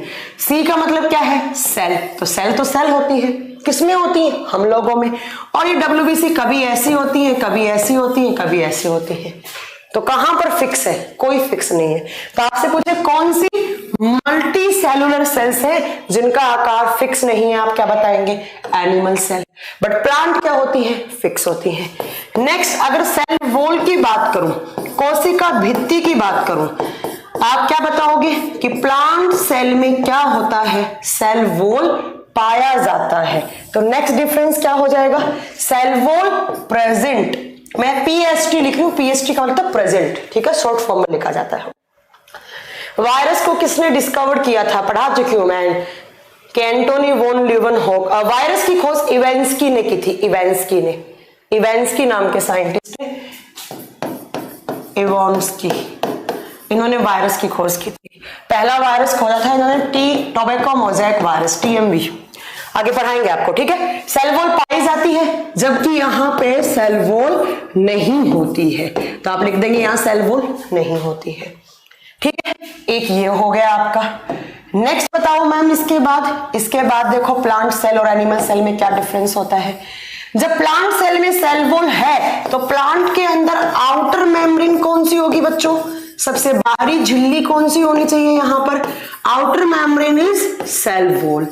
अब मैम प्लांट में तो आउटर सेल वॉल होता है ऐसे, और उसके बाद क्या होता है, सेल मेम्ब्रेन होता है।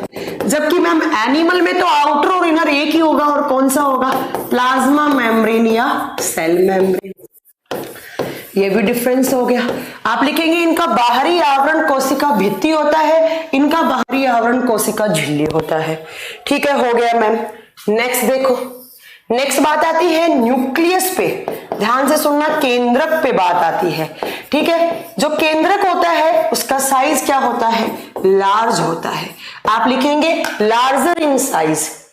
इनका जो केंद्रक है उसका आकार बहुत बड़ा होता है, जबकि इनका केंद्रक क्या होता है, छोटा होता है। इनका केंद्रक क्या होता है, छोटा होता है।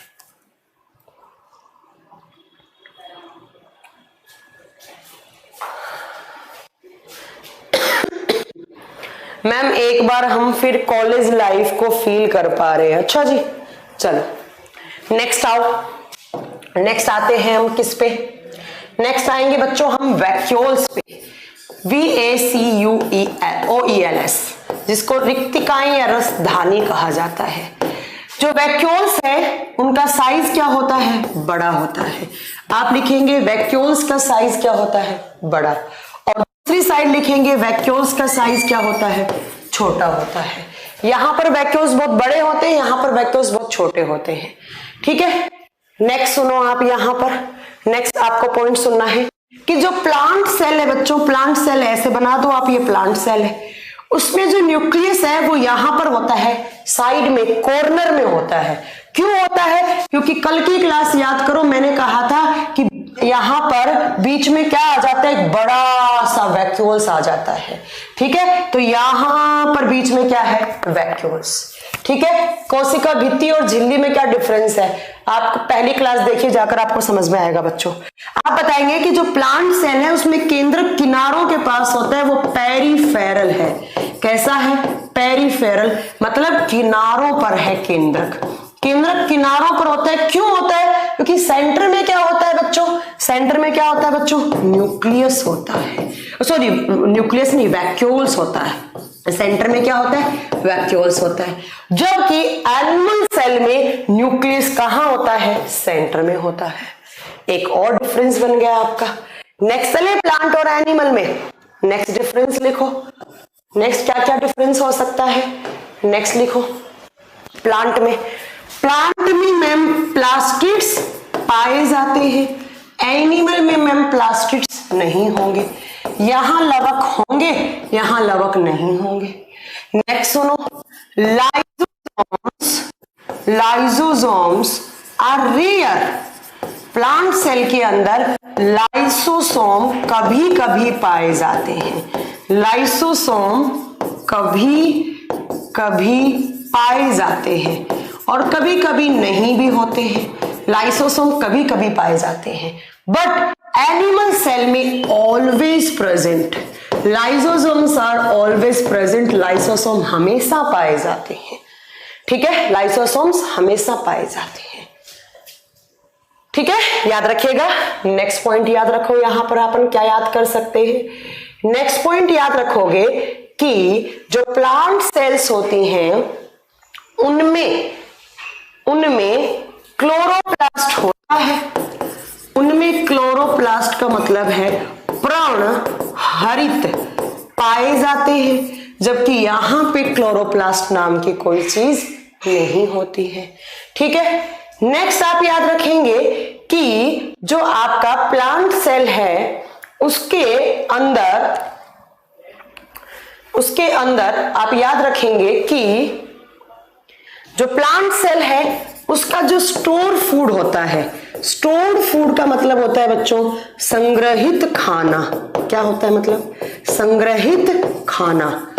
इमरजेंसी कंडीशन के लिए जो फूड स्टोर करती हैं उसको बोलते हैं आप स्टोर फूड या रिजर्व फूड।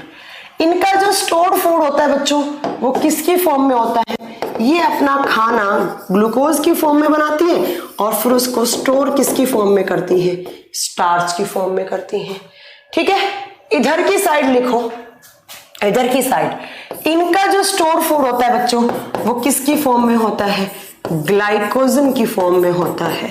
किसकी फॉर्म में? ग्लाइकोजन की फॉर्म में। एक बार फिर से बोलो, किसकी फॉर्म में? ग्लाइकोजन। ठीक है, नेक्स्ट सुनो, यहां पर प्लांट और एनिमल में क्या डिफरेंस होता है। मैंने अभी आपको थोड़ी देर पहले एक सेंटेंस बोला था कि जो आपके प्लांट सेल में जो गोल्जी बॉडीज होते हैं उनका नाम क्या होता है? सॉरी, प्लांट सेल में गोल्जी बॉडी का नाम क्या होता है? डिक्टियोसोम्स। डिक्टियोसोम्स आप लिखेंगे कि जो गोल्जी कायस होते हैं उनको डिक्टियोसोम कहा जाता है, जबकि एनिमल सेल में गोल्गी बॉडी को गोल्गी बॉडी ही कहा जाता है, या इनको लिपोकॉन्ड्रिया कह के बोल देते हैं, या इनको लिपोकॉन्ड्रिया करके बोल देते हैं। ठीक है, नेक्स्ट सुनो आप, प्लांट्स जो होते हैं वो अपना खाना खुद बनाते हैं, है ना? कौन सी प्रोसेस के द्वारा? मैम फोटोसिंथेसिस के द्वारा, है ना? तो ये जो ऑर्गेनिजम्स अपना खाना खुद बनाते हैं उनको क्या बोलते हैं? ऑटोट्रॉफ्स बोलते हैं। ये सब पोषी होते हैं, सब का मतलब अपना पोषी मतलब पोषण करने वाले। बट हम अपना खाना हमारे शरीर में नहीं बनाते हैं, हम कहां से खाते हैं? बाहर से खाते हैं। तो हम क्या हैं? हम हेटेरोट्रॉफ्स हैं। हम क्या हैं बच्चों? हेटेरोट्रॉफ्स का मतलब क्या है? परपोषी जीव है। हमारी सेल्स कैसी होती हैं? परपोषी होती हैं। ठीक है, बता देंगे ये भी डिफरेंस। नेक्स्ट, इसके बाद में अगर बात करूं किसकी, आप बताएंगे यहां पर। नेक्स्ट बात करूं, जो प्लांट सेल है वो अपना प्रोटीन, अपने विटामिन्स, है ना, खुद बनाती है। अपने प्रोटीन्स, अपने विटामिन्स, अपना ऑर्गेनिक मटेरियल सारा का सारा ये खुद बनाती है। ठीक है, बाहर से। ऐसा तो है नहीं आप प्लांट को चम्मच से खाना खिलाते हैं। तो आप लिखेंगे plants and can synthesize all kinds of protein, vitamins and organic materials. But यहां जो एनिमल सेल है वो कुछ बना सकती है, कुछ प्रोटीन वगैरह बन जाते हैं हमारे बॉडी में, वो कुछ बना सकती है, बट कुछ बाहर से भी लेती है, कुछ बाहर से खाते हैं हम।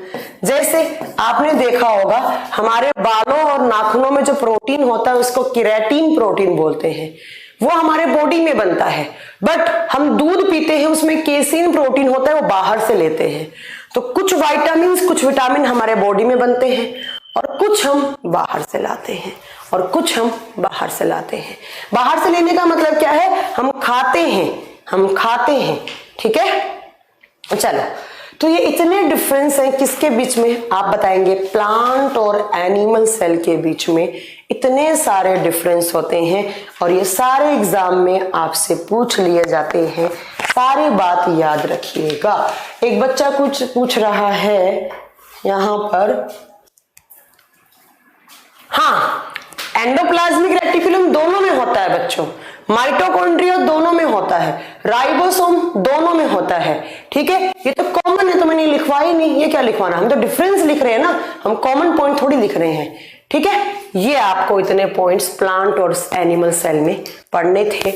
ये आपका जो सेल के कंपोनेंट्स थे वो मेरी साइड से कंप्लीट हो गए। ठीक है, ये मेरी साइड से आपका सेल के कंपोनेंट्स कंप्लीट हो चुके हैं जो आपको अच्छे से पढ़ने हैं। ठीक है, रिंकू माथुर पूछ रही है मैम ग्लाइकोजन सबसे ज्यादा हमारे शरीर में कहाँ होता है? लीवर। कहाँ होता है? हमारे यकृत में होता है, हमारे लीवर में होता है। लीवर ग्लाइकोजन को स्टोर करता है। ठीक है, चलो अब हम नेक्स्ट पढ़ते हैं। यहां पर एक छोटा सा चैप्टर है, 15 से 20 मिनट का ही।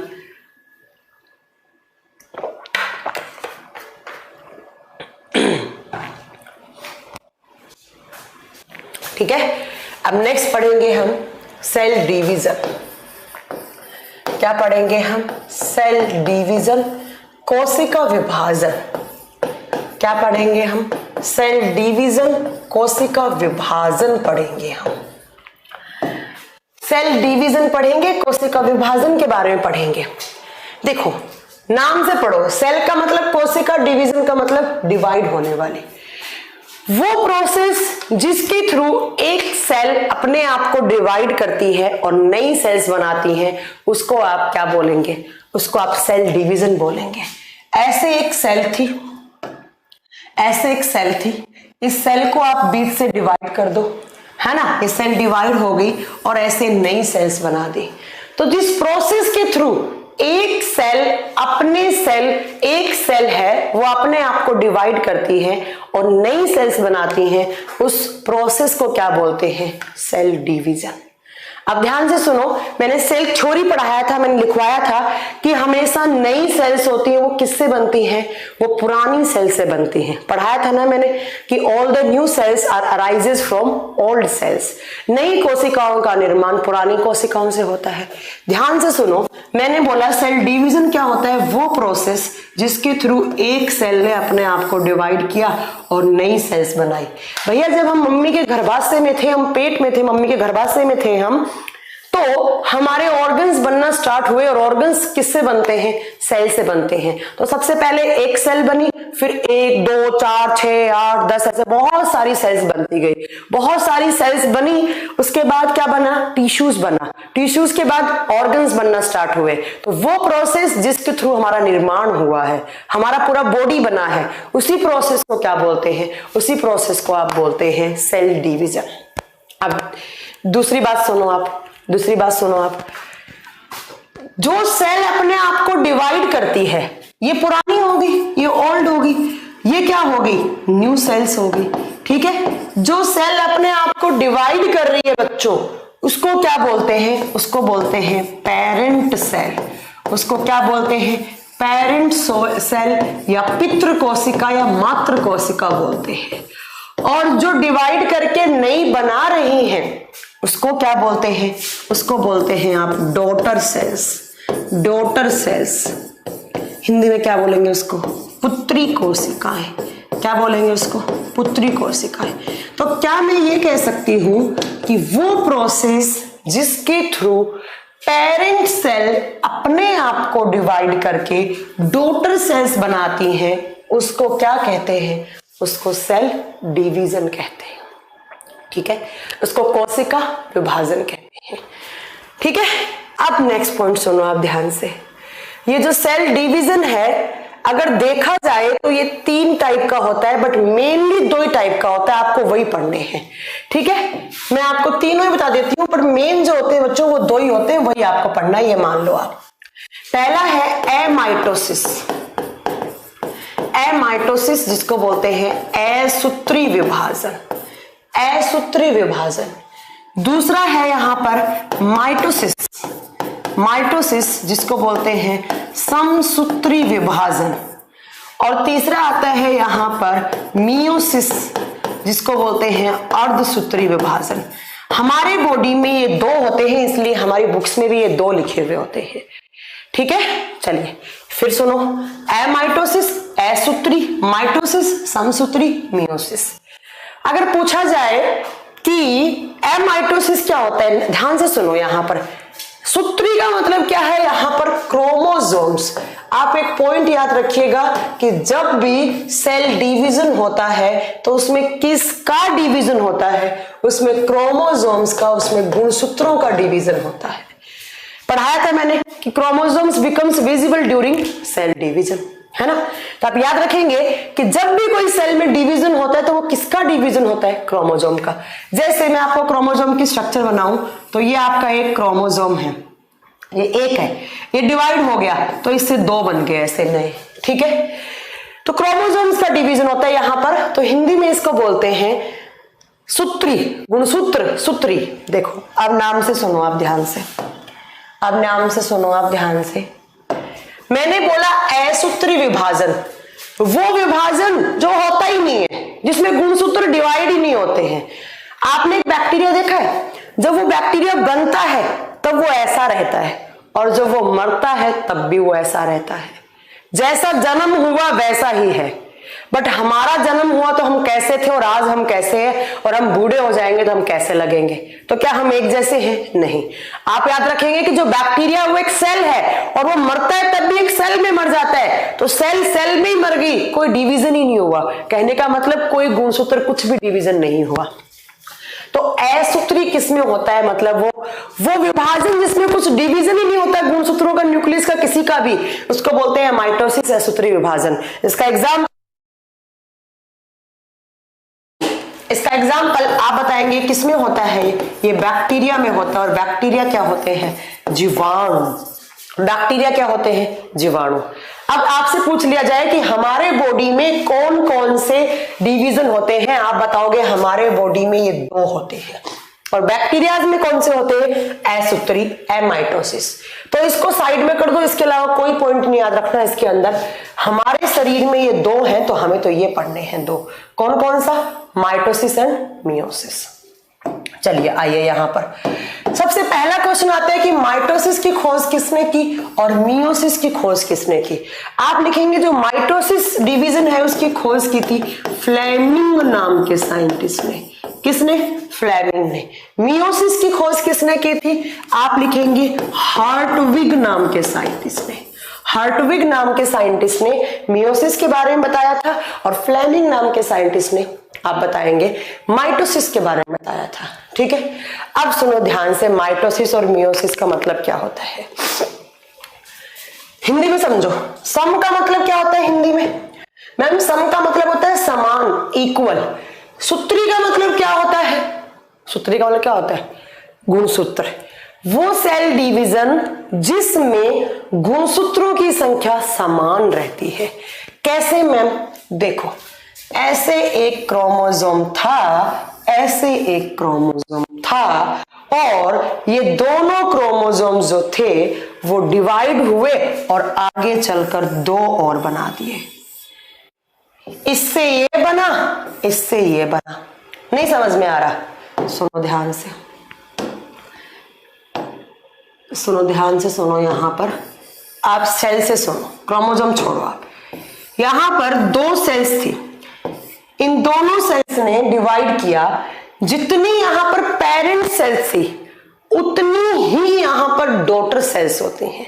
कहने का मतलब इस सेल में जितने भी क्रोमोसोम्स हैं, कितने? दो हैं। इसमें कितने हैं? दो। तो दो ही क्रोमोसोम्स यहां बनेंगे और दो ही क्रोमोसोम्स यहां बनेंगे। जितने number of chromosomes parent cell में थे उतने ही नंबर ऑफ क्रोमोसोम्स किसमें होंगे? डॉटर सेल्स में। ऐसा डिवीजन क्या कहलाएगा? माइटोसिस। ठीक है, आप लिखेंगे in this type of cell division equal number of chromosomes are present in daughter cells. इस प्रकार के विभाजन में पुत्री कोशिकाओं में गुणसूत्रों की संख्या क्या रहती है? इक्वल रहती है, मतलब बराबर रहती है। इधर आओ, मियोसिस में। मियोसिस में क्या होता है? अर्धसूत्री आधी रह जाती है। अब आधी का मतलब ये नहीं है कि आधा गुणसूत्र बन जाता है। यहां पर कहने का मतलब क्या है? यहां पर सुनिएगा, एक बात याद रखिएगा कि इसमें क्या होता है,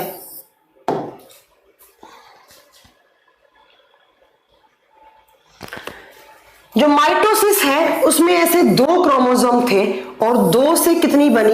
दो ही आगे चलकर सेल्स बन गई। ठीक है, जबकि जो मियोसिस है यहां पर ऐसे दो क्रोमोसोम्स थे, ऐसे दो समझो आप, चार से आप कंफ्यूज आएंगे। दो, इसमें क्या करते हैं? गुणसूत्र बीच में से टूट जाते हैं। एक ये पार्ट बना, एक ये पार्ट बना, एक ये पार्ट बना, एक ये पार्ट बना। तो यहां पर जो डॉटर सेल्स होती है उनकी उनकी संख्या कितनी होगी? उनकी संख्या 4 होगी। बस यही एग्जाम में क्वेश्चन आता है कि कौन से विभाजन में डॉटर सेल्स की संख्या 2 होती है?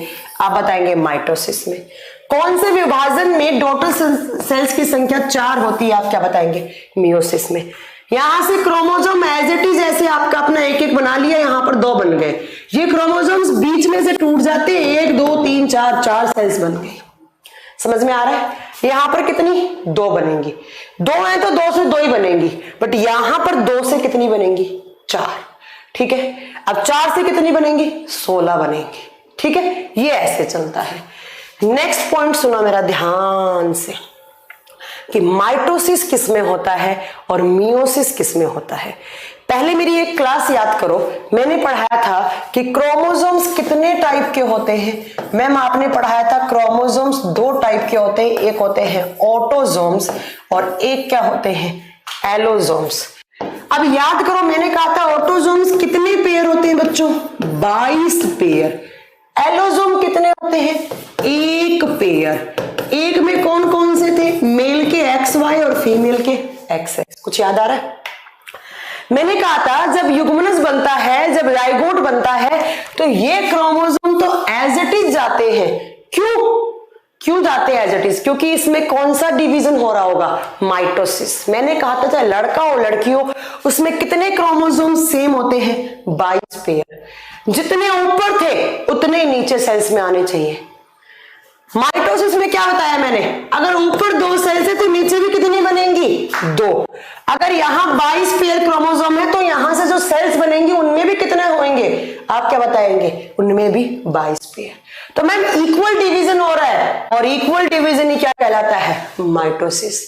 तो ऐसी सेल्स जिनके अंदर ऑटोसोम क्रोमोसोम्स होते हैं उनको कहा जाता है साइंस में सोमेटिक सेल्स। कौन सी सेल्स कहा जाता है?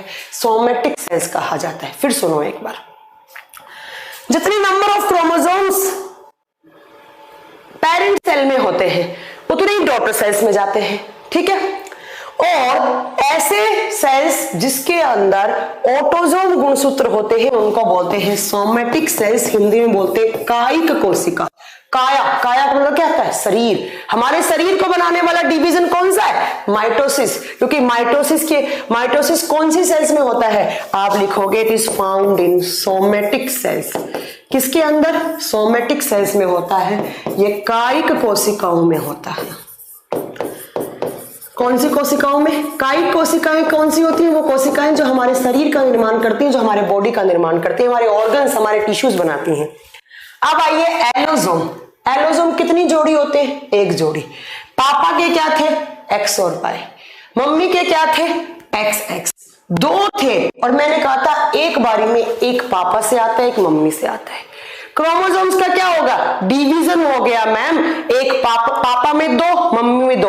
एक पापा से, मम्मी से 1, आधे हो गए। आधे होते ही यहां पर ये किस टाइप का डिवीजन बन गया? Half division. और क्रोमोसोम किस में टूटते हैं? मियोसिस। और ऐसी सेल्स जिनके अंदर एलोसोम क्रोमोसोम्स होते हैं उनको बोलते हो आप गैमेट सेल। कौन सी सेल? Gamete cell. और जिनको बोलते हैं आप प्रजनन कोशिकाएं। तो जरा बताइएगा मियोसिस डिवीजन कौन सी सेल्स में होगा? गैमेट सेल्स में होगा। कौन सी सेल्स? एक बार फिर से बोलो, गैमेट सेल्स। और गैमेट सेल्स का एक नाम और होता है, इनको बोलते हैं रिप्रोडक्टिव सेल। रिप्रोडक्टिव का मतलब है प्रजनन कोशिकाएं, जो हमारे जन्म में काम आती हैं। और पढ़ाया है गैमेट सेल कौन कौन सी होती हैं? स्पर्म एंड ओवम या ओवा। स्पर्म में कौन कौन से थे? X और Y। ओवा में कौन कौन से थे? XX। 2 थे, एक आता है। कौन सा डिवीजन हो गया? हाफ। बट किस टाइप का डिवीजन है? मियोसिस। आपसे एग्जाम में पूछा जाए कि जो सोमेटिक सेल्स है उसमें किस टाइप का डिवीजन होता है? माइटोसिस। गैमेट सेल्स में कौन सा होता है? मियोसिस। अब मुझे बताओ, अगर मैं पूछूं कि ऑटोसोम क्रोमोसोम्स में कौन सा डिवीजन होता है, आप क्या बताओगे? माइटोसिस। समसूत्री। ठीक है। और आपसे पूछा जाए एलोसोम, एलोसोम कौन से थे? XX XY। वो किसमें होता है? मियोसिस में।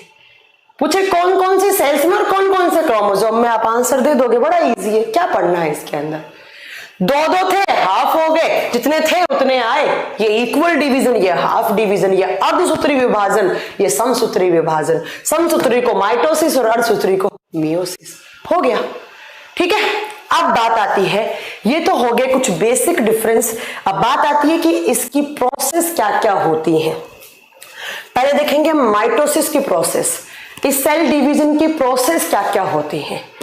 बट आप मेरे को ना आजकल वीकनेस हो रखी है, पढ़ा दूं क्या, अभी तो 1:30 बजा, चलो पढ़ लो अभी तो, ठीक है।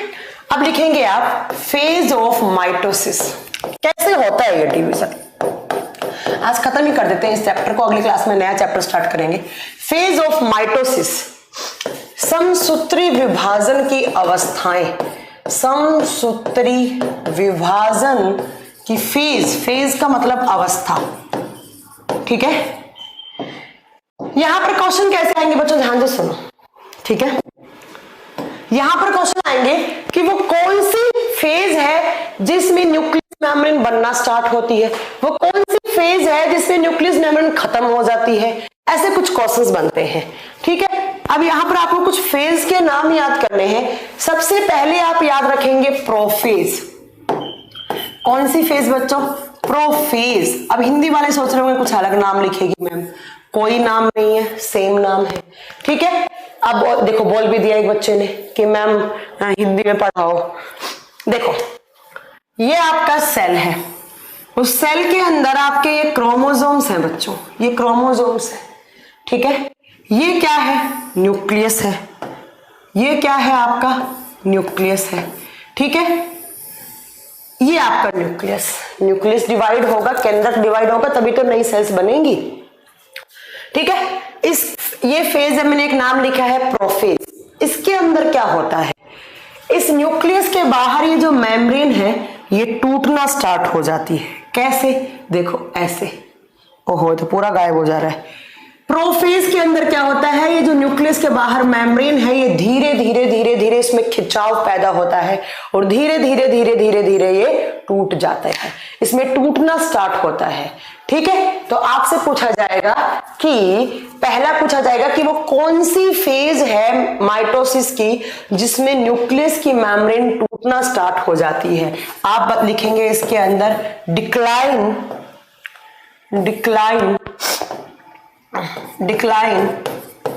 द मेम्ब्रेन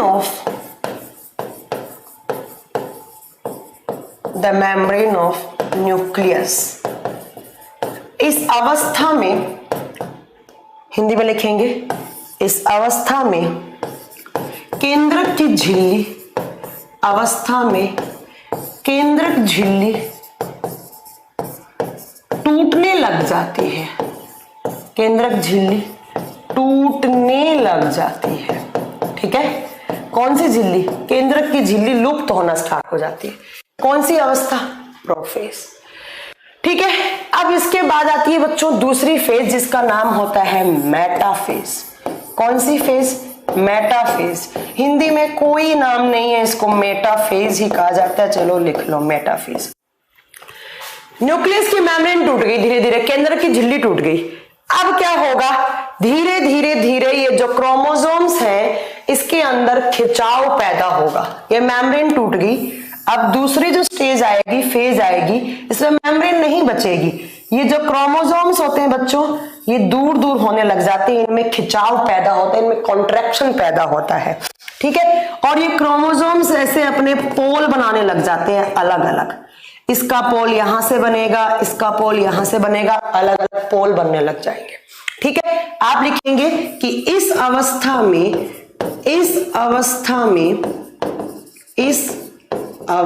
में गुणसूत्रों में खिंचाव पैदा होते हैं।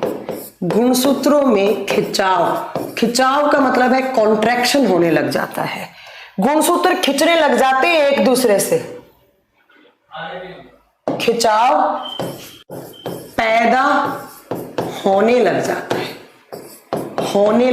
है, ऐसे गुणसूत्र एक दूसरे से ऐसे अलग होना स्टार्ट होने लग जाते हैं, ठीक है। खिंचाव पैदा होने लग जाता है। या आप दूसरा पॉइंट क्या लिख सकते हैं, इसमें जो क्रोमोसोम्स हैं वो अलग अलग प्लेट में डिवाइड हो जाते हैं। आप लिखेंगे formation of plate. Formation of plate, किसका निर्माण हो जाता है, प्लेट। या ये जो क्रोमोसोम्स अपने अलग अलग पोल बना लेते हैं। क्या बना लेते हैं, पोल। पोल का मतलब क्या है, ध्रुव बना लेते हैं। क्या हुआ मैम, सबसे पहले प्रोफेज आया और उसमें मेम्ब्रेन, न्यूक्लियस की मेम्ब्रेन उसमें खिंचाव हुआ, न्यूक्लियस की मेम्ब्रेन टूटना।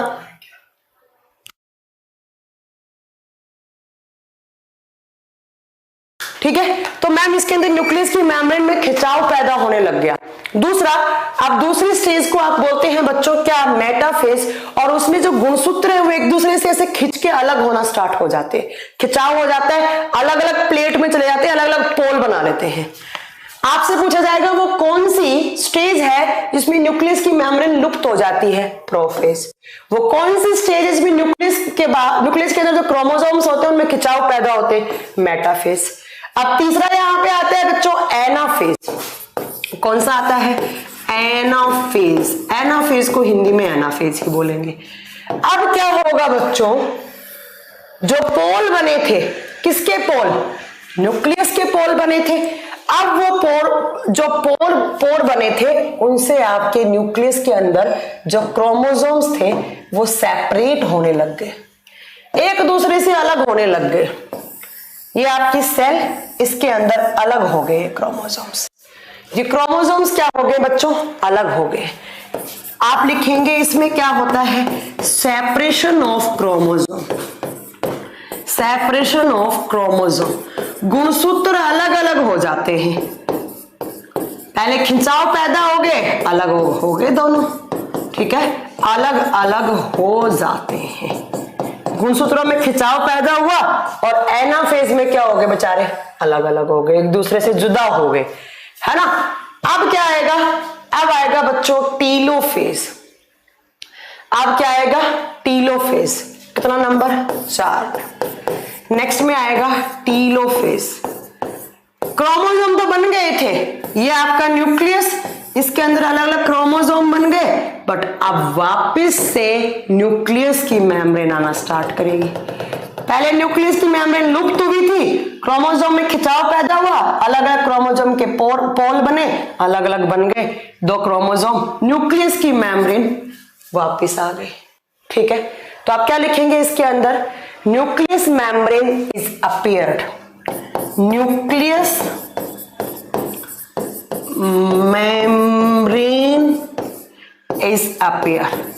केंद्रक की झिल्ली वापिस आ जाती है, या केंद्रक झिल्ली वापिस बन जाती है। कौन सी झिल्ली बच्चों, केंद्रक झिल्ली बनने लग जाती है।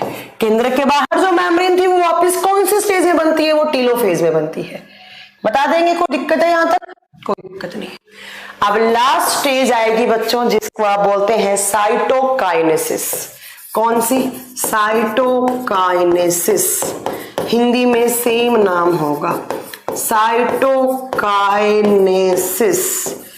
साइटो का मतलब क्या बताया था मैम ने, सेल। साइटो का मतलब सेल, काइनेसिस का मतलब हो गया सेल अलग अलग हो गई। ठीक है, यहां पर आपकी न्यूक्लियस की मेम्ब्रेन बन गई थी, ये क्रोमोसोम्स बन गए थे। अब क्या होगा, इनसे नई सेल्स बन जाएंगी। तो इस एक सेल से कितनी बनेंगी, 2 सेल बनेंगी। जितने नंबर ऑफ क्रोमोसोम यहां थे उतने नंबर ऑफ क्रोमोसोम कहां होंगे, इन दोनों सेल्स में। तो ये किस टाइप का डिवीजन है, ये माइटोसिस टाइप का डिवीजन है। ठीक है, एक बार फिर बताऊं मैं, ध्यान से सुनो। मैंने कहा कि हम माइटोसिस में क्या होता है, जितने number of chromosomes ma'am parent cell में होते हैं उतने number of chromosomes ma'am daughter cells में हो, उसको क्या बोलते हैं, उसको माइटोसिस बोलते हैं। अब उसकी फेज क्या क्या होती है, तो जरा ध्यान से सुनना एक एक करके, क्या कौन कौन सी फेज होती है। पहली होती है प्रोफेज, वो अवस्था जिसमें न्यूक्लियस की मेम्ब्रेन, न्यूक्लियस के अंदर क्रोमोसोम और उसकी मेम्ब्रेन लुप्त होना स्टार्ट हो जाती है। कौन सी अवस्था, प्रोफेज। दूसरी अवस्था जिसको मेटाफेज बोलते हैं, जिसमें न्यूक्लियस की जो मेम्ब्रेन है उसमें खिंचाव पैदा होता है, अलग अलग होने लग जाते हैं। या आप बोल सकते हैं उसमें प्लेट का फॉर्मेशन हो जाता है, कौन सी, मेटाफेज। एनाफेज में क्या होता है, क्रोमोसोम एक दूसरे से खिंचाव लग के सेपरेट हो जाते हैं, एनाफेज में सेपरेशन। नेक्स्ट आती है टीलोफेज। टीलोफेज में वापस बन जाती है न्यूक्लियस की मेम्ब्रेन। टूटी किसमें थी, प्रोफेज, बनी किसमें, टीलोफेज में। मेम्ब्रेन आ गई, साइटोकाइनेसिस, ये क्रोमोसोम, ठीक है, एक सेल है, मैंने एक सेल की बात करी। अगर दूसरी सेल, अगर यहां पर दूसरी सेल होती तो उस दूसरी सेल से भी क्या होता, इसके अंदर 2 क्रोमोसोम है, इससे भी 2 बन जाते। जितने number of chromosome parent cell में है उतनी number of chromosome daughter cell में। कौन सा डिवीजन, तो ये मैंने क्या बताया है, ये मैंने माइटोसिस बताया है। अब बात आती है मियोसिस की, कि मियोसिस की स्टेज कौन सी होती है। जरा ध्यान से सुनिएगा, मियोसिस को बोलते हैं अर्धसूत्री विभाजन। अगर मैं इन सारी स्टेज को नाम दे दूं, ध्यान से सुनना, इनमें सारी स्टेज को आगे इनको नंबरिंग कर दूं, ये बनेगा प्रोफेज 1, ये बनेगा मेटाफेज 1, ये बनेगा एनाफेज 1, ये बनेगा टीलोफेज 1, और सुनो ध्यान से, ये बनेगा साइटोकाइनेसिस फेज 1। अगर 1-1 से लिख रहे हो तो कौन सा डिवीजन, माइटोसिस। अगर मैं इन सब स्टेज को नाम दे दूं, ये जितने भी सारी स्टेज हैं इनको नाम दे दूं सेकंड, अगर ये वापस से एक बार और रिपीट हो तो वो कौन सा डिवीजन, वो मियोसिस डिवीजन। और एंड में ये जो साइटोकाइनेसिस है, ध्यान से सुनना, एंड में ये जो आपका साइटोकाइनेसिस है, ठीक है, 5वें नंबर वाला, इसकी जगह आ जाता है डाइकाइनेसिस। माइटोसिस में कौन सा था, साइटोकाइनेसिस। अगर आप क्या कर रहे हैं, मियोसिस, तो मियोसिस में साइटोकाइनेसिस की जगह क्या आ जाएगा, डाइकाइनेसिस। और डाई का मतलब क्या होता है, 2 का मतलब कितना होता है, एक सेल से 2, और यहां से 2 बनकर कितनी हो जाएंगी, 4। एक डॉटर सेल्स के अंदर जो 2 पेयर क्रोमोसोम थे बीच से टूटेंगे और टूटकर ऐसे 4 नहीं बनाएंगे। तो कौन सा डिवीजन, वो मियोसिस। और इनमें गुणसूत्रों की संख्या कितनी हो जाएगी, हाफ। ये आपका क्या हो गया, मियोसिस हो गया, ठीक है। सेम याद रखिएगा, आपसे पूछे कि मियोसिस में कौन सी स्टेज होती है, एंड वाली, आप बताएंगे डाइकाइनेसिस, इसमें क्रोमोसोम्स आधे होने लग जाते हैं और डॉटर सेल्स कितनी बनती हैं, 1 से 4 बनती है, ठीक है। चलो, ये समझ में आ गया। अब देखो 2 क्वेश्चन आते हैं कि सबसे ज्यादा समय कौन सी स्टेज में लगता है। यहां पर सबसे ज्यादा समय कौन सी स्टेज में लगा, इनमें से कौन सी स्टेज ने सबसे ज्यादा समय लिया, तो आप बताएंगे कि सबसे ज्यादा समय लेती है प्रोफेज। कौन सी स्टेज, प्रोफेज में सबसे ज्यादा समय लगता है, ठीक है। दूसरा आपसे पूछे सबसे कम टाइम कौन सी स्टेज लेती है, तो सबसे कम साइटोकाइनेसिस लेती है। साइटोकाइनेसिस जिसमें सेल डिवीजन होता है, सेल विभाजित हो जाती है, उसमें सबसे कम लगता है। तीसरा एक क्वेश्चन आता है, हमारे बॉडी में जब घाव होते हैं, वाउंड होते हैं, वाउंड हीलिंग डिवीजन कौन सा होता है।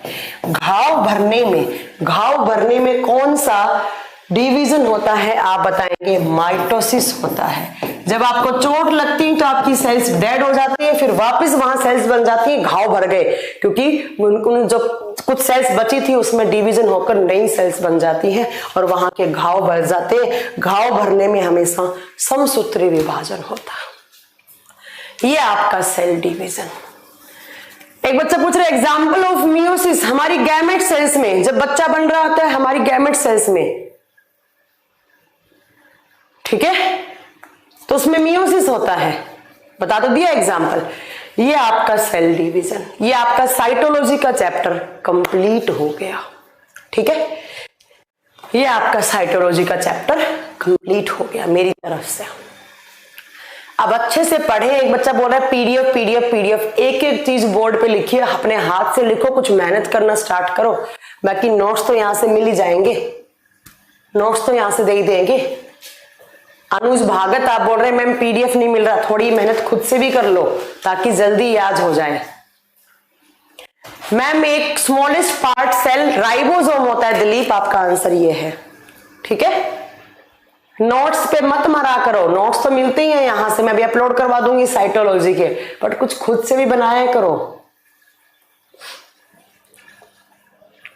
हाँ, क्रैश कोर्स में सिर्फ प्रैक्टिस होगी और उसका आपको इसके आंसर बताए जाएंगे। ठीक है, चलिए, thank you very much, have a nice day. कुछ अपनी साइड से मेहनत करा करें, ठीक है, मेरी साइड से क्लियर हो गया है।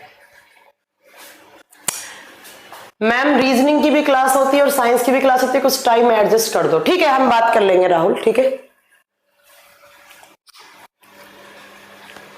चलो इसके अच्छे से नोट्स बनाइए, और कोई बच्चा अच्छे से नोट्स बना रहा है हिंदी या इंग्लिश में तो एक बार मैनेजमेंट को प्लीज, जो हमारा 441 वाला नंबर है जो 441 वाला नंबर है उस पर आप अपने अच्छी सी एक पीडीएफ, अच्छे से नोट्स की पीडीएफ बना के भेज दीजिए। मुझे भी अच्छे नोट्स की हमेशा रिक्वायरमेंट रहती है।